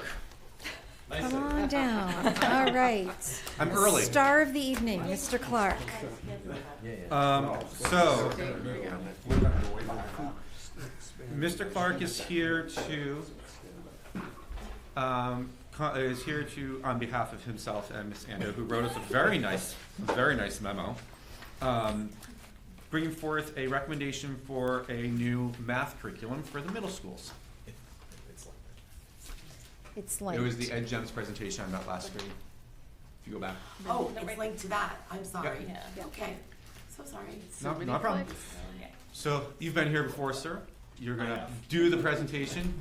We'll keep track, we'll ask you the questions. Sounds good. We actually, the administration is asking that we take, action on this, tonight. And that they're requesting that we, amend the rules, to vote on approving it tonight, which is not customary, and it is a bigger decision. However, can you explain why that, or Mrs. Lathrop, can you explain why that would be an important action for us to, your rationale for that? Yes, so the purpose behind asking you to consider voting on the first read is because we want to be able to secure professional development in the spring to fully prepare our staff to implement it fully at the middle school next year. With an approval tonight and an adoption tonight, our first professional development from the developer could happen on April 29th, half-day PD. Because we can't secure that date until we officially commit to them. And then the other one would be late May. And the other one would be May 13th, yes. Will you have will that also be dedicated to the professional development for this? Yes, it'll be So we'll another. have to get 2 good sessions in this year. Exactly. We would be able to get the introductory one on April 29th, which goes through everything, and then a very specific developer-provided PD focused on unit and lesson planning on May 13th, which would allow our teachers that information going into the summer. And why would that be good? To This is help all them the- best prepare for the fall. Spike that one, Joe. Yes. This is easier in middle school because you have specific math teachers. Yes.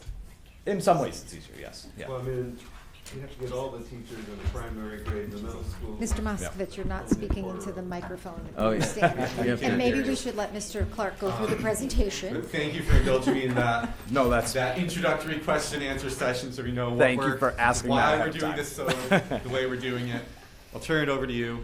We'll be quiet now.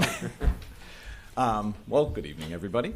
We are back here. I warned you at the middle school improvement update that I would be back very soon with a presentation requesting your adoption of a new math curriculum resource for North Andover Middle School. And I am here to present you with EdGems. I'll go through a little bit of why we are in this process, what EdGems has to offer. Then I'm going to talk about the process. I thought it was important to front load EdGems first and then talk about how we got there and then where we're going, which we already kind of got to. So just kind of the data that we have to keep, I think, presenting is 45 of our students only scored partially or not meeting expectations as it relates to the MCAS in 2025. So that is about 1 out of 2 of our students not meeting the expectation. So now, when you think about a curriculum, every 5 to 7 years we should think about doing a curriculum review. The average is about 5, but that range goes from 5 to 7. It really goes 3 to 7, but 5 to 7 is the most consistently kind of adopted. We are in our 8th year of using illustrative math. It is already an obsolete program because Imagine Learning has upgraded. So illustrative math now has an IM 360, which is similar to how Eureka moved on to Eureka Squared. So we're already looking at that. The teachers have communicated that the scope and sequence, specifically in the 6th grade, did not best meet what they were looking for with their students. And I'll talk about this a little bit later, but when we got into the process of the curriculum review, they didn't change that in IM 360. So that was one of the deterrents when we got to IM 360, which is another reason how we got to EdGems. But really, one of the biggest factors I want to just highlight here is that we had 100% of our teachers involved in this process. All 9 of our standard math teachers were a part of the selection process. We had up to 7 special educators also involved in that process. 2 were every step of the process with us. Some were in and out just because of other commitments and things like that that came up during PDs regarding MCAS and accommodations and things like that. But all of the teachers were invested in doing this. As you know, I have spent 21 years in the elementary world, the last 11 specifically leading the Franklin School. Sorry, Ms. Cormier. Those were some rough years for you, I know. But this was my first venture into middle school. I wasn't sure what to expect. I'm sure they weren't sure what to expect. And one of the things that just became extremely evident to me over the time is the dedication of this group of teachers. They are so not just committed to their discipline of math, but really to the students. Some of the things that they were specifically looking for in each of the programs was how do they differentiate for all students? How do they make sure that our MLs can have entry points along with everybody else? So going through all of this and just talking to them about what they didn't like about the current illustrative math helped guide us in thinking about the priorities for our NAMS math department and how we were going to move forward. So that's where we came to this process. Now, some of the things up at EdGems, and you have this, so I'm not going to go through each one. I think the red box is really important. EdGems received a perfect score on Ed Reports, and not just all meeting expectations. Each of the 3 categories, or I think they call them gateways, focus and coherence, rigor and mathematical practice, and usability. Each of those, it was 14 out of 14, 8 out of 8, 7 out of 7. Every single one was a perfect score. It wasn't just, oh yeah, they all met expectations and were green. It was universally found to be 100% what the criteria was. The 2 that I'm going to highlight are the middle of the top there, rigorous problem tasks. So each lesson is broken up into 2 days. So the first day is really the instruction piece where we're going through it and we're working through problems together. There's a lot of modeling and a lot of student discourse. And then the second day they have what they call math gems. And these math gems, God bless an 8th grade teacher allowed me to come in the first time she was trying one. She's like, yeah, sure, come on in, because I was curious. It was called Climb the Ladder. And the way that they set them up, they have about 12 of these unique math gems. So the teachers can really pick and choose. And it's all about the students working together. Another 8th grade teacher, when we got to the tail end of the process, had said, after the first day, he was piloting Ed Gems. After the first day, I just didn't think they got it. And I was like, I have to do a second day. No, Joe said stick to it. Joe said trust the process. And he went on to the second day where it had this math talk and it was ticket time. And he reported out that he couldn't believe it, that at the beginning, they were okay. He could see where they were struggling with what he thought, but through the discourse that the partners had, they were able to build and deepen that understanding. It's things as simple as the partners, they're only allowed to have one pencil. So one person is the actual recorder and the other one acts as the coach. And this first one that I saw climb the ladder, they have a sheet, they go up, and then if it's correct, they get the next rung on the ladder, which is a slightly more challenging problem, and the pencil passes to the next person, to the other partner. And now they are the worker and the other person is the coach. So it really forces that communication. And the one that I was able to see that first day that she was trying it out, I could see over the course of that 47 minutes, the beginning it was a little quieter. And then as the class period progressed, the conversation was becoming more rich and deeper. And it was just really amazing to see that and to see how the students were able to work together. That's one of the things that really stood out to me and the teachers about Ed Gems. The other piece that I'll touch on is just on the bottom row, the differentiation. So a unit is made up of anywhere from about 5 to 8 lessons, and like I said, lessons are 2 days. After every 2 lessons, so 4 days, there is a built-in differentiation day. So it's automatic, it's planned out of how you can do. I'm sorry, I'm a little under the weather, so I'm like catching my breath at the same time. But there are opportunities for interventions, extension, fluency building, and it's data driven. It's built on those 2 previous days' lessons and exit tickets on how the teacher can group. And that's kind of the beauty of our HQIM, right? We have this great resource in front of us.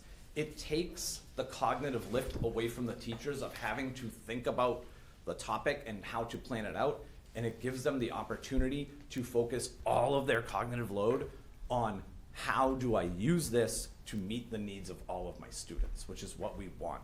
And these differentiation days that are built into the program was something that our staff at the middle school was really invested in when we were looking through all the different curricula. Ed Gems is also aligned to all of our standards. The scope and sequence is much better. The 6th grade was very happy. One of the key things that they were looking for very specifically in each of the scope and sequence was expressions and equations. And for some reason, illustrative math, even IM 360, put equations before expressions, and that really just doesn't make sense. It was the only program that did that too, so that was interesting to see. And then within each lesson, which are again 2 days, our standards for mathematical practice are built in. And what those are, it's really about building resiliency, problem-solving skills in all of our students so that it really helps bridge the gap from that content learning into real-world application. And that's one of the beauties of this program. A lot of programs had that as well, but this program really embeds many of the standards within each lesson. So that brings us to, how did we get here? Like, where did we start? That was a nice slide there, Lynn. That was excellent. That was a spike. Watch you where you go to your next paper. Well, now I'm really gonna screw it up.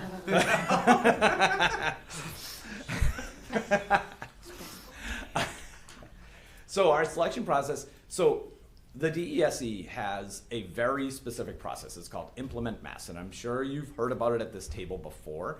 And it's 4 phases. It's learn and prepare, investigate and select, launch, and then implement and monitor. So we began all the way back at the beginning. We had a really great conversation. Well, actually, even before that, last June, Assistant Superintendent Ando held an HQIM summit. I believe it was June 18th at the high school, and and some of us were here. Exactly, that's right. We were all there. Oh, you were all there. Oh, okay. And that was excellent. And then they continued that for the middle school on the first 2 half-day PDs, just to continue to reinforce the purpose behind HQIM and how HQIM can help us meet the needs of all learners, and how when we put that excellent resource in the hands of our excellent teachers, the hope is that we're going to see excellent results. Then in December, we had a really great conversation.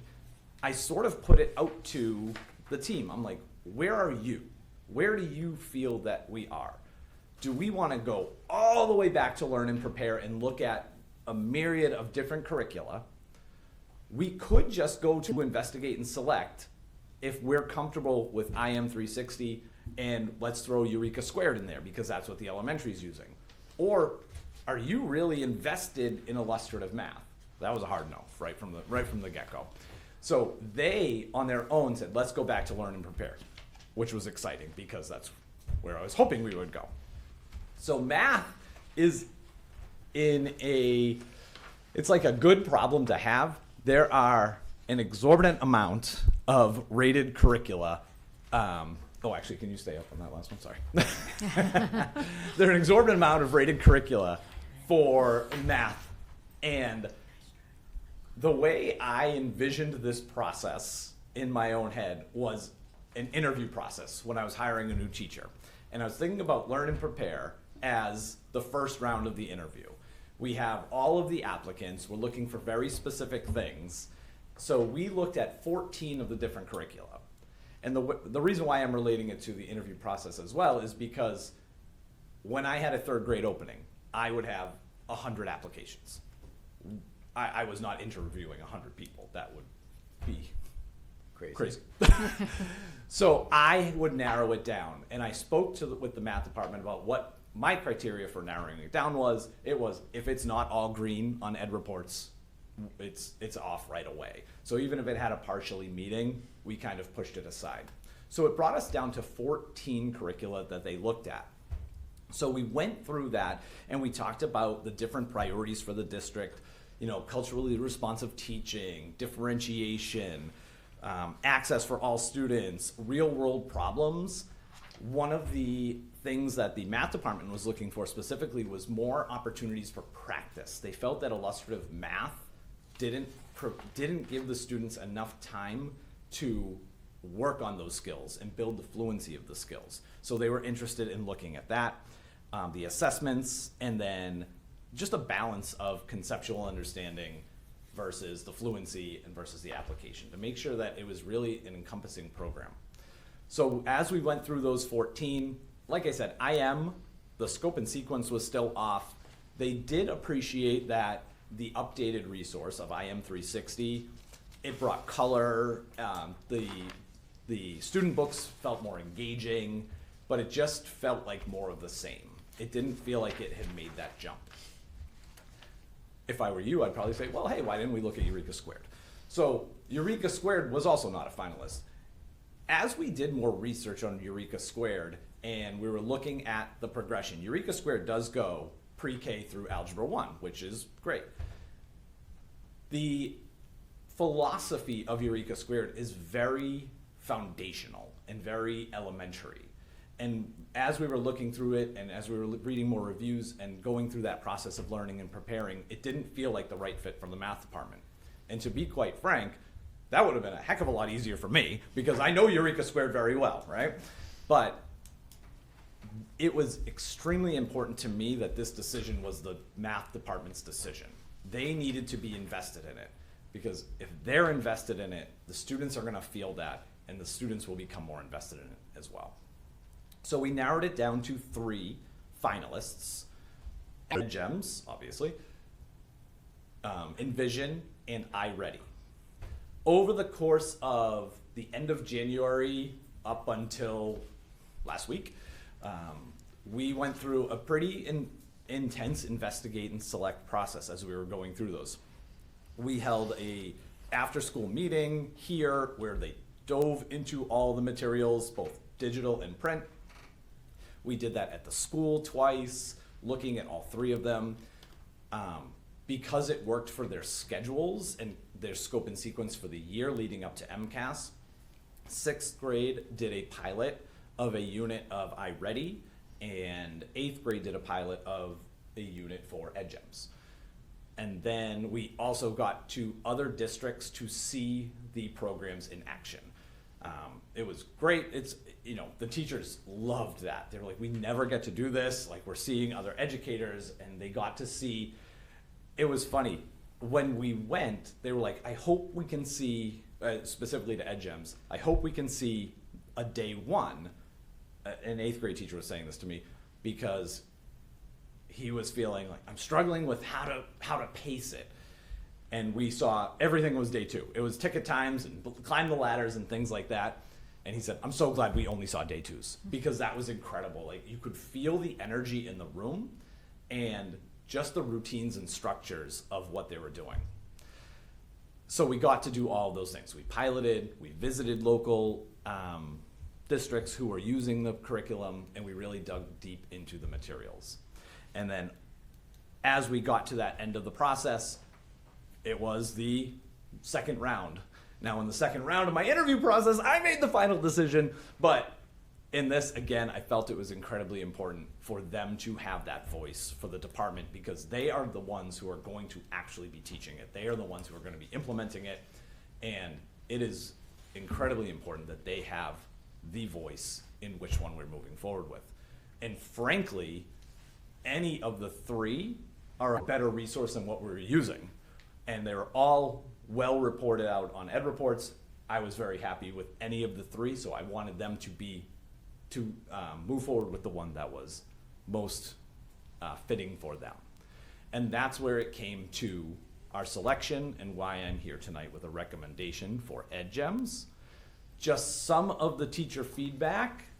Nailed it. So we had the teachers filled out a rating sheet for each of the three products, and that's where I pulled this information from. And then we asked students who piloted, and again, we only piloted iReady and EdGems, so it was only data based on that. But the students who were polled for EdGems, they really focused on the visually engaging, and I think I have been tooting that horn for Eureka Squared, how it's just so much more colorful and engaging. The students feel more involved. The students felt more involved with the product of EdGems as well. And they called out the collaborative learning, right? They called out those math gems and how much they appreciated and enjoyed having that partner work and going through that process. And the teachers also called out the collaboration. And that's so important. If our teachers and our students are all invested in collaborating on their learning, it's going to move that needle for us.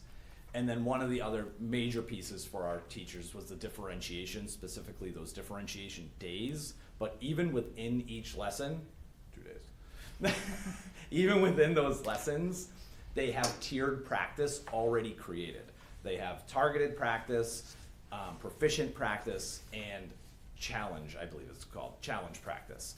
So they're already differentiating within the program so the teachers can focus on how do I find entry points, what are the entry points for each of my students, whether they are someone who is excelling with this content, whether they are struggling, whether they're an ML, whether they have an IEP, it has it all in there for them. And it's been a really nice process going through that with them. And that brings us to today. So I'm here tonight, and again, I am respectfully requesting that you consider suspending your rules and holding a vote on whether or not to adopt EdGems as the next curriculum for North Andover Middle School tonight. That would allow us, like I said earlier, to begin professional development, and I can't stress how important that is to have that developer provided professional development prior to the summer. Our teachers are incredible. This group of teachers, and I knew some of them prior, Paul Tanglis is the basketball coach, and Casey Bootlier is my neighbor. So it's like I've known them, but I've never seen them in this venue before. And they're just so extremely dedicated. There's no doubt in my mind that giving them this opportunity to get a full scope of what EdGems can offer in April, and then really narrowing it to unit and lesson planning in May is going to set them up to have a successful summer of digging through this and looking through it. And then on one of those August days, I intend to have a third PD, specifically focused on differentiating instruction, also developer provided. But getting that approval tonight would allow us to start the ball rolling and prepare our teachers as best as they can. And then we would be ready for a full launch in the fall. So that's where we're at. So I will take questions, of course, and then respectfully ask you to suspend your rules or consider suspending your rules to make a vote tonight to adopt. Thank you very much. Thank you. In your packets, you'll also find a letter or a memo from Ms. Ando explaining her rationale for similar requests. Yeah, Ms. Ando is at a CASE conference today. CASE is the conference for Title I, so she's there with with Martha Jankaitis, who supports our Title I program in the district. That's why she couldn't be here tonight. That's why she provided this memo. Questions for? I have a question. So each lesson is how many days? I want to say 2, Alyssa. Okay. It's two. Yes, it's 2. No, but my question actually is, so if a student is absent that second day, how do they kind of catch that up? That's a great question. My guess would be through that differentiation day.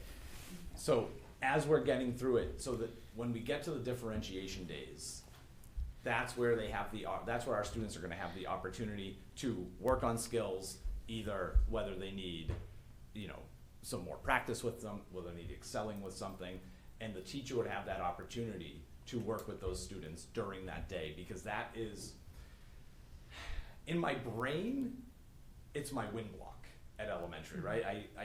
My brain still goes back to elementary. That's my win block. That is when I am meeting with this group. I'm working with these kids. I have these 2 partners working on this together. So I think that's probably where they would do it. To that point, I'm really excited about EdGems because up until 3 months ago, I had never heard of it. So we're all learning about this together, which is really exciting. And something, if you notice on the logo right there, it's EdGems Math for middle school. EdGems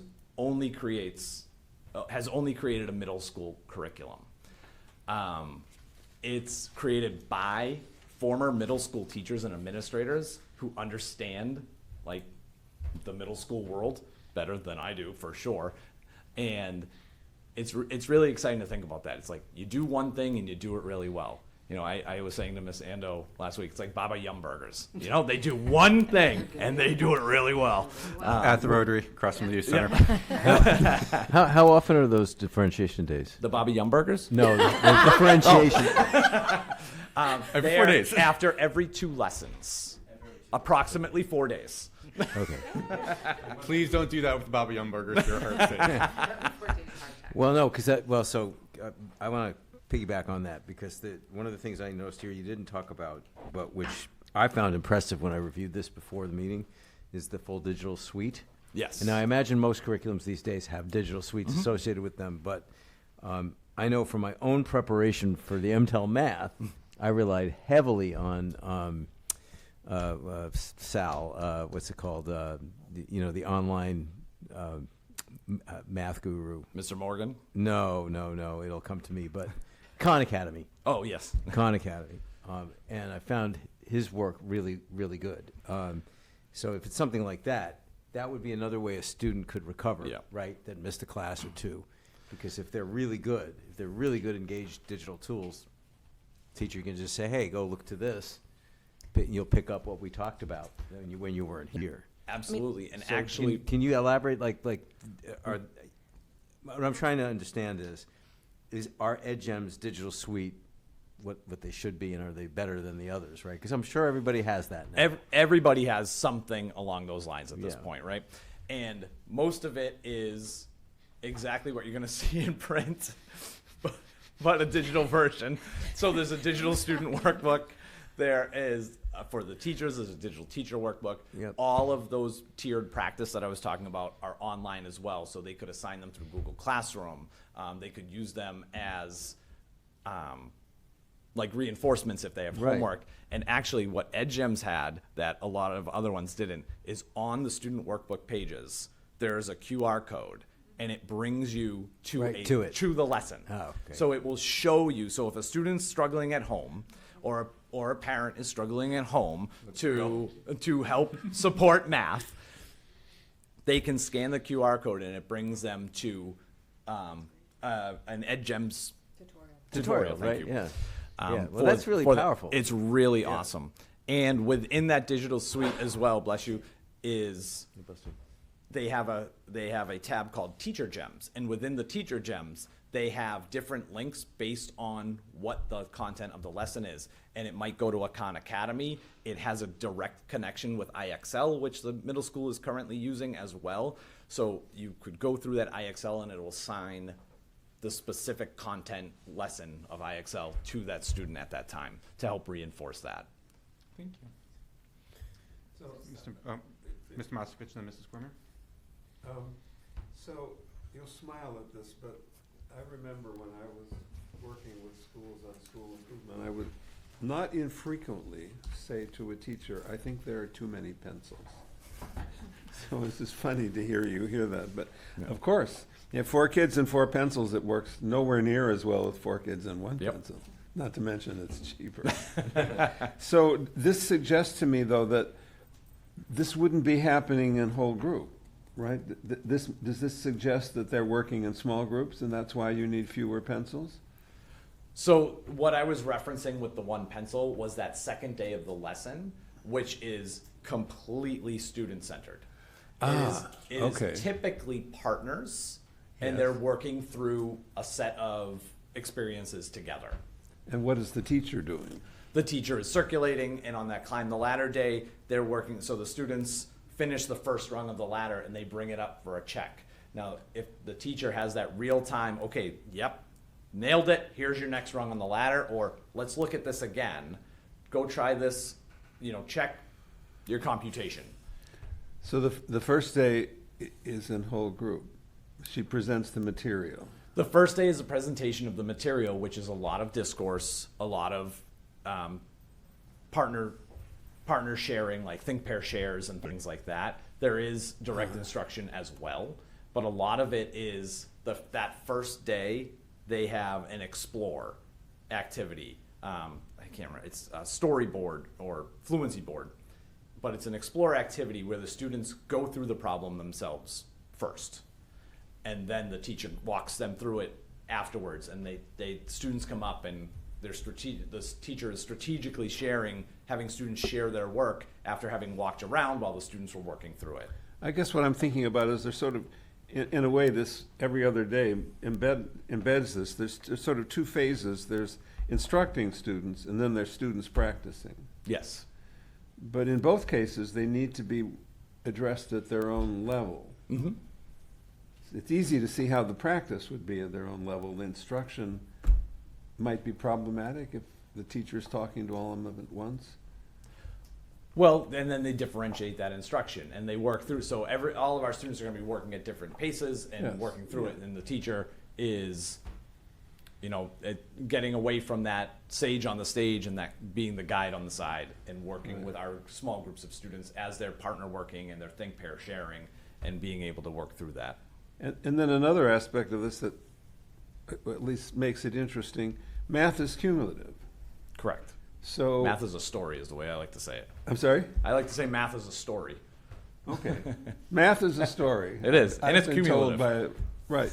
So really, everybody, you can't get to here if you haven't been there.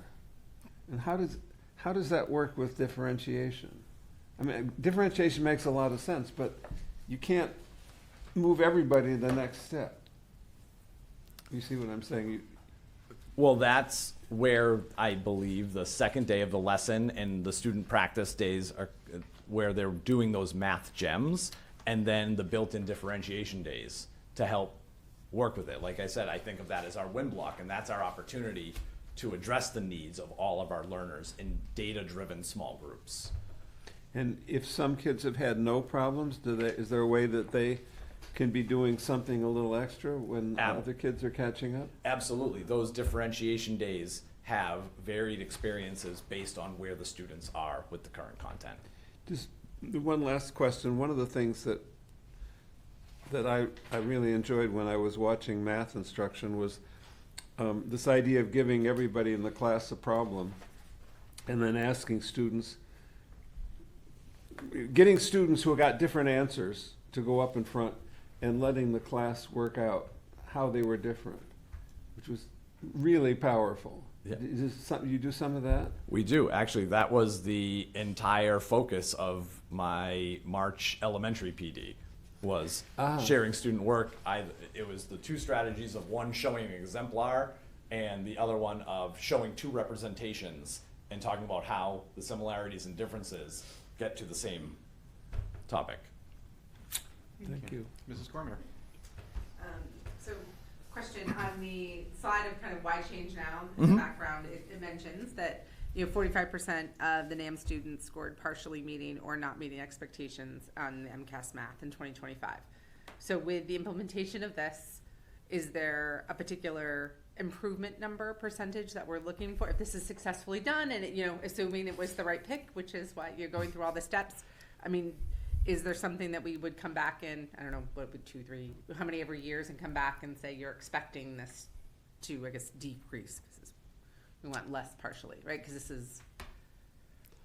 Right. Smaller number would be better, right? A smaller number would be better, right? yes. So is it Right. like in 2 years, are we going to, I'm making out, I know it takes time to get Yes, improvement, yes. but is it 5 years, 2 years? What would we expect? So it typically takes about 5 years to see an improvement. There's always the fear of an implementation dip, right? Because teachers are learning the program. Students, it's brand new to students. So for example, my twins are in 6th grade currently. So they went from Eureka in 5th grade to illustrative this year, and they'll be going potentially to EdGems next year. So just that idea of the different strategies and how that plays a role. But after a few years, and again, my brain goes to elementary. However, it is middle school, so it's a 3-year cycle. So one would hope that after maybe 3 or 4 years, we start to see that number decrease. I think that would be just to hold ourselves accountable, right? Did we, make a right, Yep. advice, right? And to be able to go back to that number and say, we did see a decrease. Yes.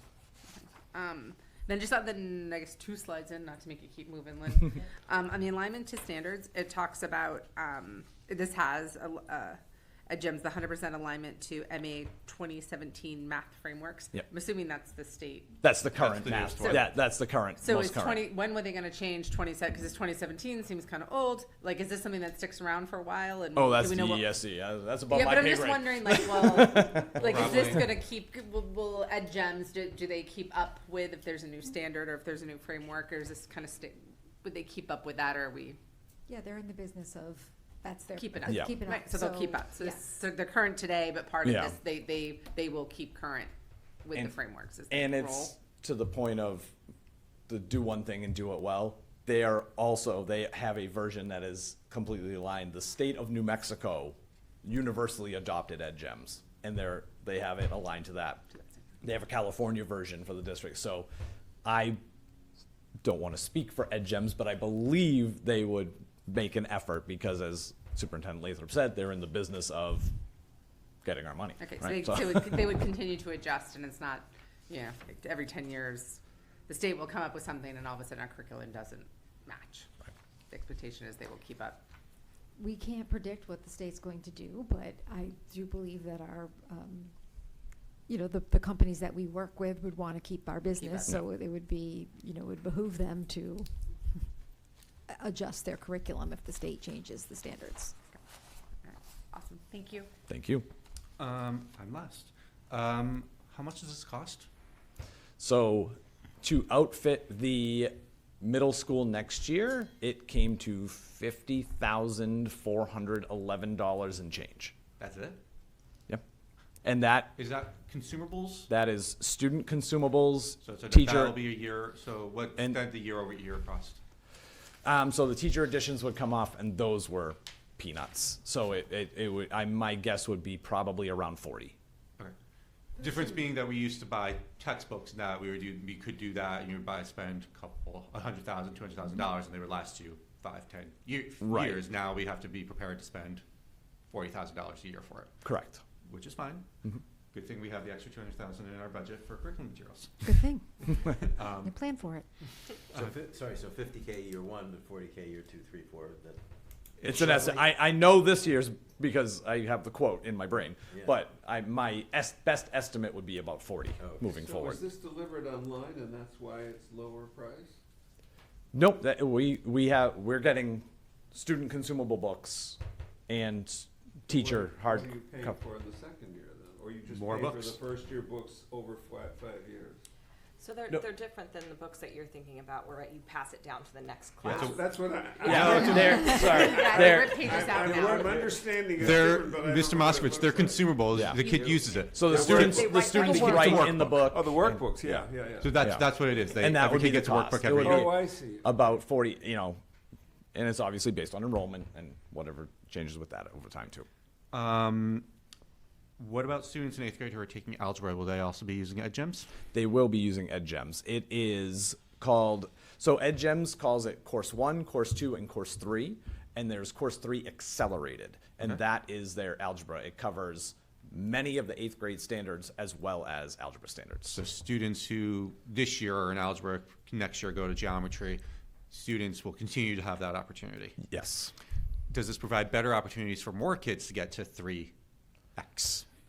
I think that is a decision that we look at. I think that's an internal decision. So does the product itself provide more opportunities? Do you think this product will allow you to create more opportunities and maybe have more kids? I think we can create those opportunities on our own with our Yep. teaching, and I think this product will support that. Perfect. Yes. How many of you have 9 teachers who teach math We have and 9 7 special ed teachers that were in there? So how many said yes to this? So it was 9 math teachers. We have 3 AMS teachers Yep. who abstained from the vote. They made a conscious decision to say, you are teaching this more religiously, so we are going to, they provided their feedback and input from the site visits and different things. And then we had, on vote day, we had 11 people in the room, and it was 9-2. Okay.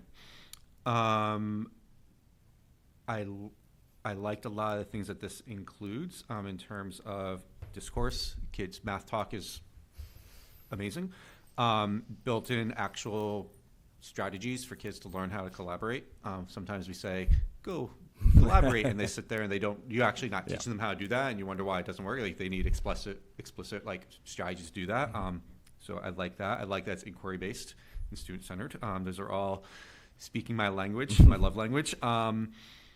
So I'm excited for this, and I'm trusting that I appreciate the integrity that you followed the process and how you trusted the process to go through, because I know the select process from the state is not easy. No, and There's it's many, many steps in a workbook of your own to go through. And in fairness, And to get I 9 was the people to do with you. facilitator. The Yeah. the NAMS staff rocked this. And they were unbelievable. They were so willing. They were going from table to table, talking to each other, asking questions of people who piloted, asking questions of the people who did site visits. It was amazing to see. I'm excited that so many of them said yes, because it's their choice that they're making. Sometimes And in fairness, the 2 that said the other one, it was for iReady because they were piloting iReady. But they were like, we're good with whatever. We don't know what to vote for, so I'm just going to vote for this. It's like having 2 good choices. It was, yep, I just did it too. iReady is good for the little one. iReady gets not as great as you get older. And you know what? And it's so funny. I'm glad you said that when I sat here last time with George, because I went on the site visits as well, and I asked them what they thought. And, the answer was funny. One of the teachers was like, well, you know, it's great, K5, 6. Maybe 6. And it's still good. But one of the things we heard about iReady, and we saw it at the site visit, it felt the same day after day after day, even for the teacher. And this provided the teacher, you know, just more options, like with all of those teacher gems to choose from. And it says, hey, these would be the best 2 to choose from. Pick which one you like better for today. It's just Makes it fun for them. It made it fun for them too. There's sometimes when you go through these curriculum adoption processes, if there's not clear consensus, or at times it feels like as a teacher, things are happening to you, and not with you. And like has a better chance of being successful if they're with the process and they're owning it, because it's how they're going to spend every day of their professional life doing this thing. So we want them to enjoy it, which is why because happy teachers make happy students. Yeah, and it's why I felt strongly that it was their voice making the decision, not mine. And lastly, on an aside, read Building Thinking Classrooms, if you haven't. I have. It's great. There's some great online PD for it, too. Yes, it's all about the collaboration and stuff in math. I loved that this year. Okay. So, any further last questions for? Oh, it sounds like this is doing something which I think I found is really productive. I call it branching, but software where the student gets on and it moves the student to exactly where she needs to go. It sounds like there's a lot of that built into it. Exactly. Within the digital suite in the teacher gems. So it's almost the math gems, but for the teachers, and it gives them that opportunity. Yes. So that's kind of cool. Yeah. Alrighty. So I'll entertain a motion about suspending the rules. I move to suspend the rules so that we can vote on the new math curriculum tonight. Thank you. Second. Thank you. Discussion? I'll be blunt, I'll vote in favor. I don't like suspending the rules, it bothers me. But I see the necessity of having 2 high-quality PD sessions for teachers. And I think that outweighs the having to change the rules and my stubbornness to follow a strong process. We want them to be successful. I think it's important that we give them every tool and every opportunity to build the knowledge they need to be successful. So that's how I'm going to vote. Yeah, I feel the same way. Exactly. Same. I would have said the same thing. So, we can vote on that, right? Yep. Mr. Moskovich? Yes. Mrs. Sams? Yes. Mr. Brown? Yep. Mrs. Cormier? Yes. I vote yes, 5-0. I'll entertain a motion on the curriculum I will itself. move to adopt EdGems Yep. Nailed it.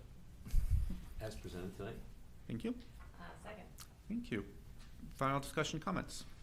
Thank you for all the work that's been put into this, and thank you to our middle school teachers and all their efforts and the excitement around it.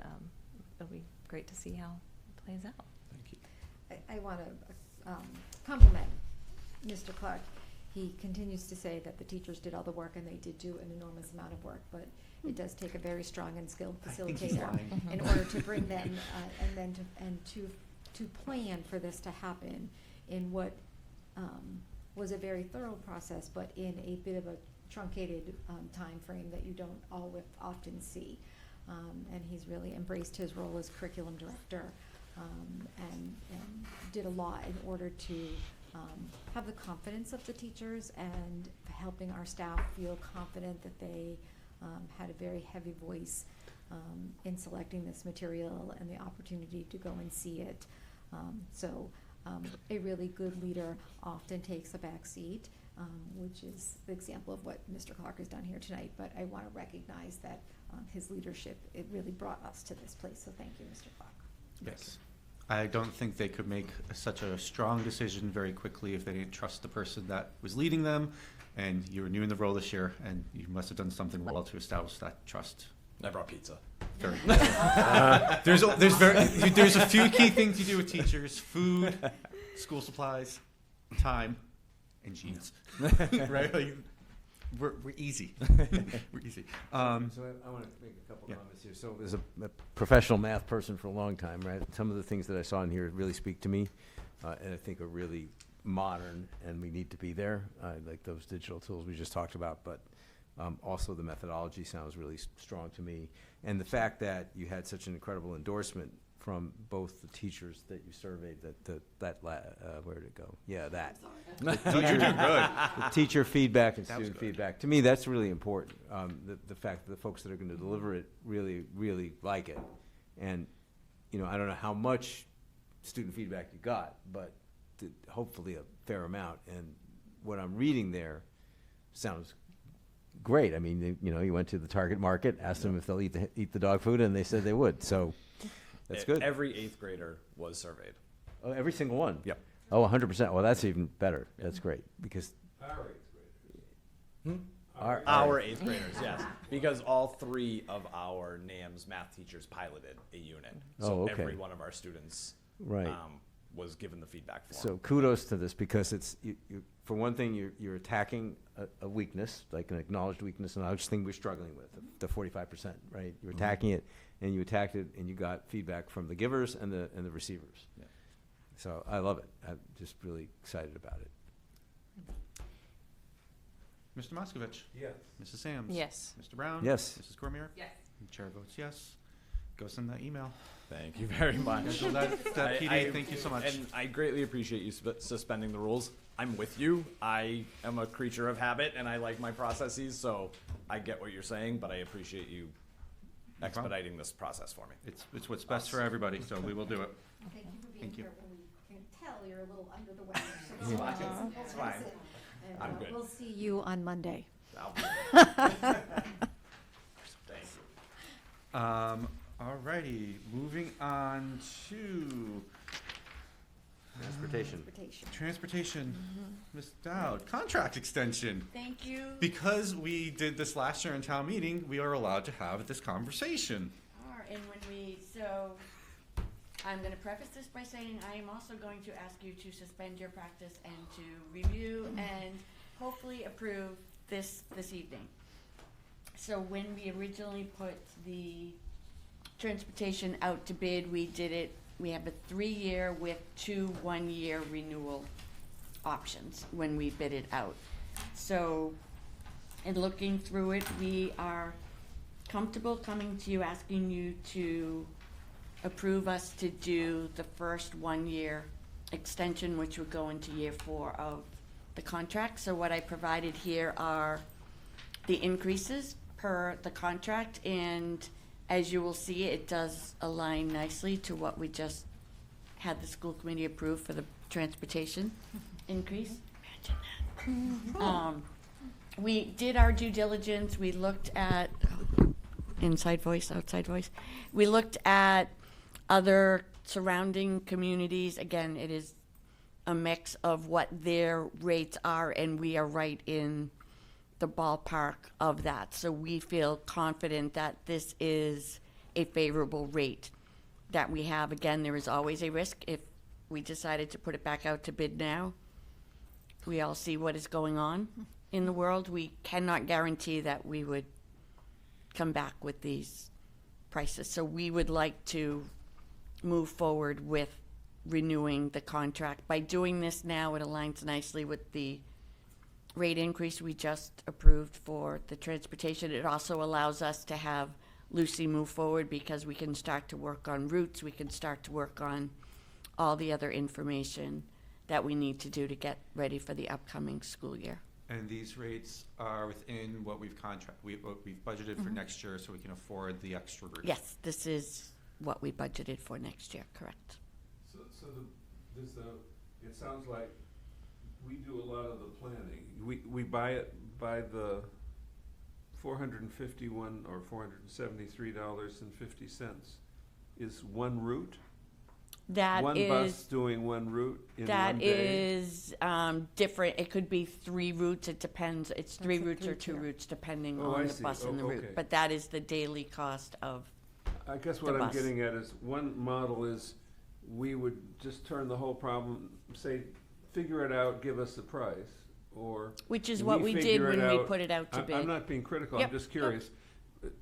But what we're doing is, they're giving us a unit price, and then we do the planning and the route selection? We work with With them. the transportation company.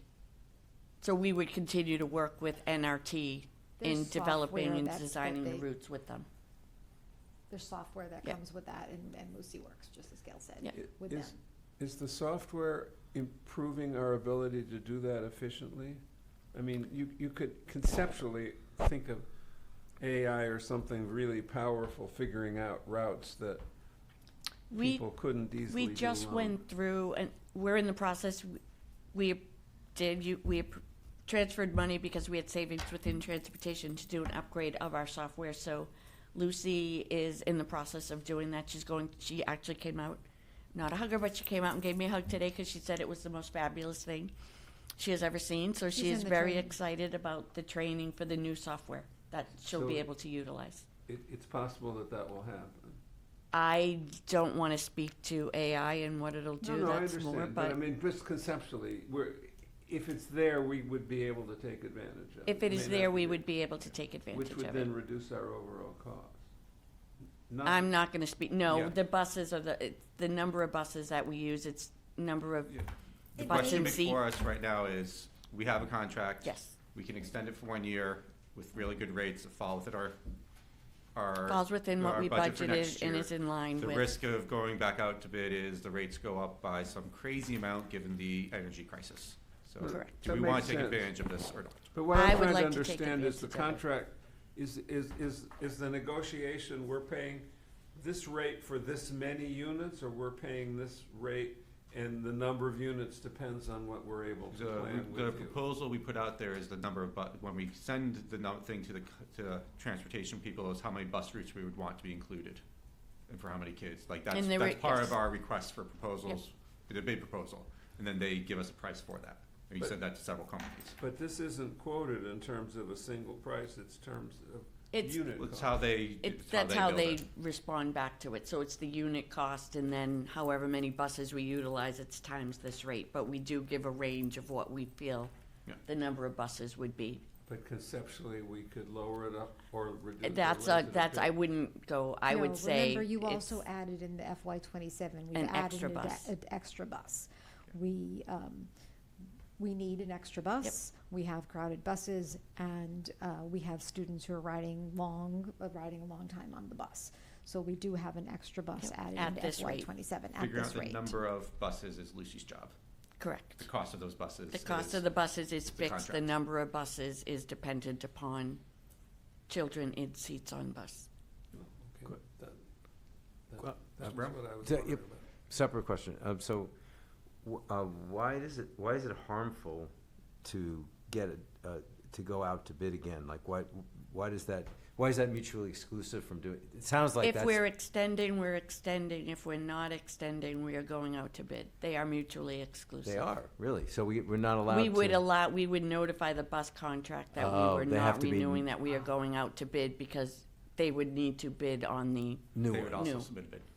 And so they would therefore be entitled to remove this absolutely. if we do, This if we take that becomes null step. and void. Oh, okay, that was my question, right? So we can't, that's why This that's gets, why it's a it's risk. taken off the table, correct. Got it, okay, thank So you. these rate increases were in our. Correct. Were in our contract, so there was no negotiation, this was just, not now, in prior. Prior. Was both done, this is 3 what it years ago, was. correct. Okay.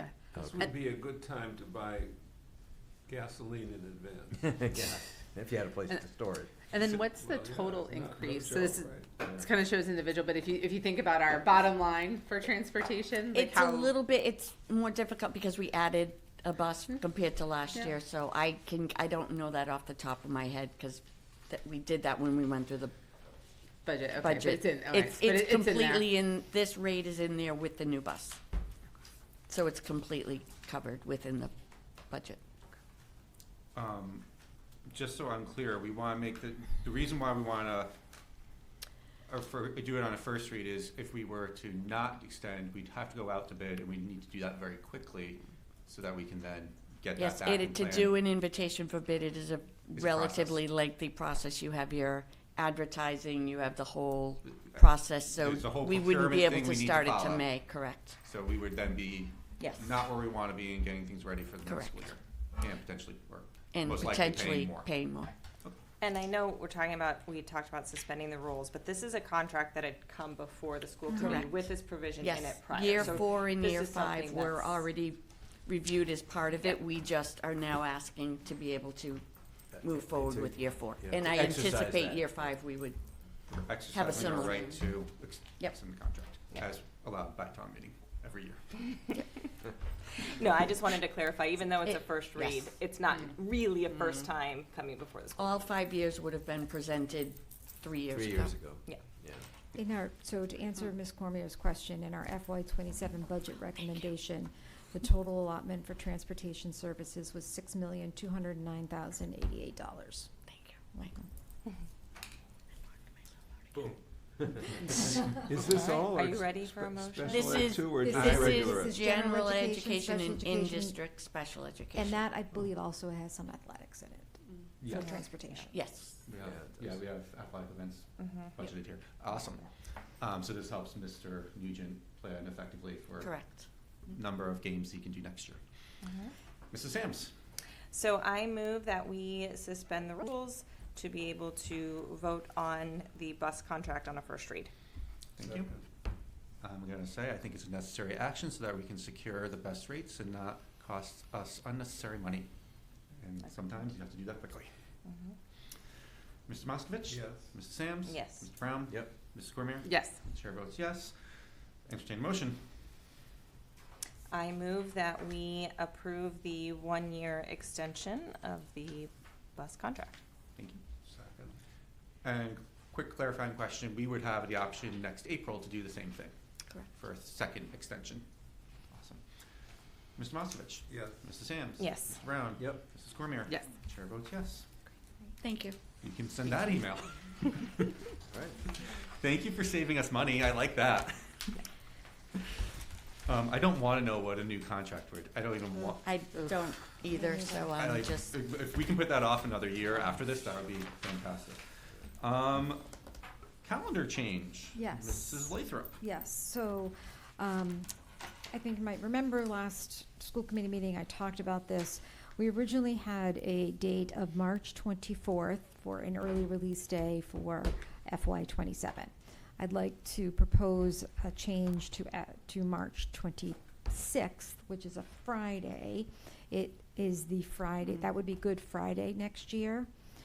So move our early release day to Good Friday, which would hopefully allow our staff to meet both their work obligations and their religious obligations. This past Good Friday, we had over 100 staff absent, with about 50, a little over 50 of them for the reasons of religious holiday. It's 2 years in a row we've struggled with that. 2 right? years in a row, and we thought last year that perhaps it was because it was up against a vacation, which is why so many folks were out.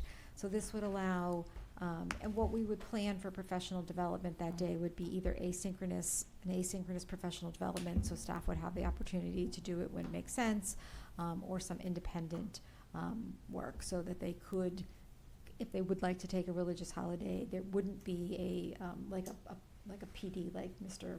Clark was talking about today that they would miss, and they could do that. Has the high number of religious holiday observances or absences on Good Friday only been happening over the past 2 years, or is that a No, trend we've been seeing? It's been a trend Okay. for many years.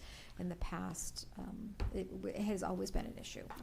And other districts typically, or do other districts around here kind It of? depends. I know It really some do, varies. but I think it was Malden this year. Was it Malden? Yeah. I It was think Melrose Malden- that- was had- it they had to Malden cancel. this year had, or Melrose, one of the towns, Yeah, had to cancel. cancel because they were having a staffing issue. Others, some have half days, some don't have half days. I think the trend has been that this is one that our staff seems, we have a fair amount of staff, that this is something that they participate in, and just for the safety for all students. It just seems like a practical way to deal with it to me, yeah. is there an increase in student absences on that day as You well? know, I meant to look at that. I didn't look to see about how many student absences we had. We could work with community programs as well to offer perhaps some after-school if there was a need for families.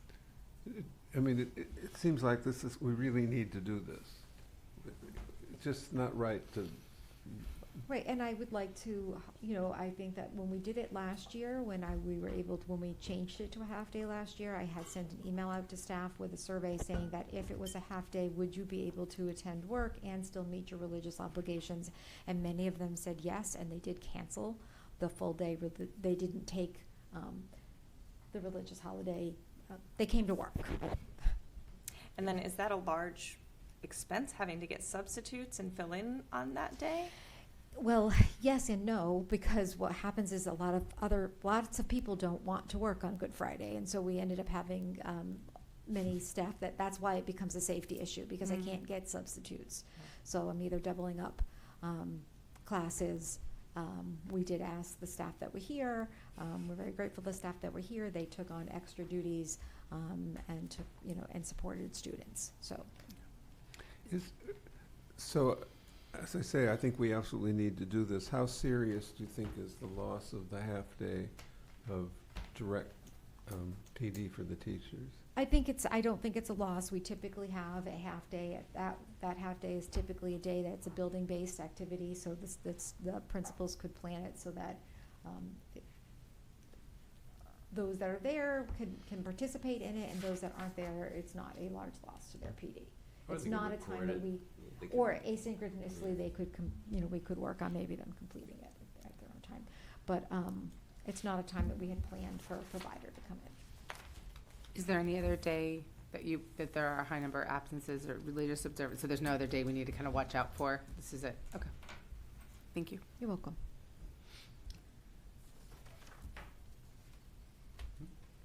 I don't need you to suspend your rules if you don't want to. If you want to consider this for next time is fine as well. So what do we need to do so we're just considering amending the changing calendar. the Amending the calendar? So reflect the change for that day. I mean, we've set the calendar. How quickly, do we need to quickly, if I think we the can do group this wants, next can time. I think you do can it do it next We don't need to time, do it right? now. We don't have to do We it should now, do it right? next time. I Just- think that we have Yeah. plenty of Give it- time, because- Yeah. We only, and actually, it'd be good to have, if people want to give feedback. Yeah. And Yeah. that's why we wanted to have two reads, is that you talk Yeah. about something the first time, you give people an Yeah. opportunity Yeah. to hear the Yeah. thing and then comment on it, so welcome feedback from people. Send us an email, come back there in public comment, let us know what you think about this one. Chair Hicks, I forgot to mention something in my superintendent report. Could I share that I don't now? know, we are ahead of schedule, so I will allow it. Thank you. I just wanted to remind the school committee and folks that are listening that there was a policy that was created by the school committee to do a reestablishment of residency from grades 5 to 6, and then from grades 8 to 9. Mr. Grant and Mr. Burgess in our technology department are heading that up. So families should expect to receive an email next week from the technology department if you have a 5th grader moving to 6th grader, or if you have an 8th grader moving to 9th grade, about that process and how that will look. And we're asking,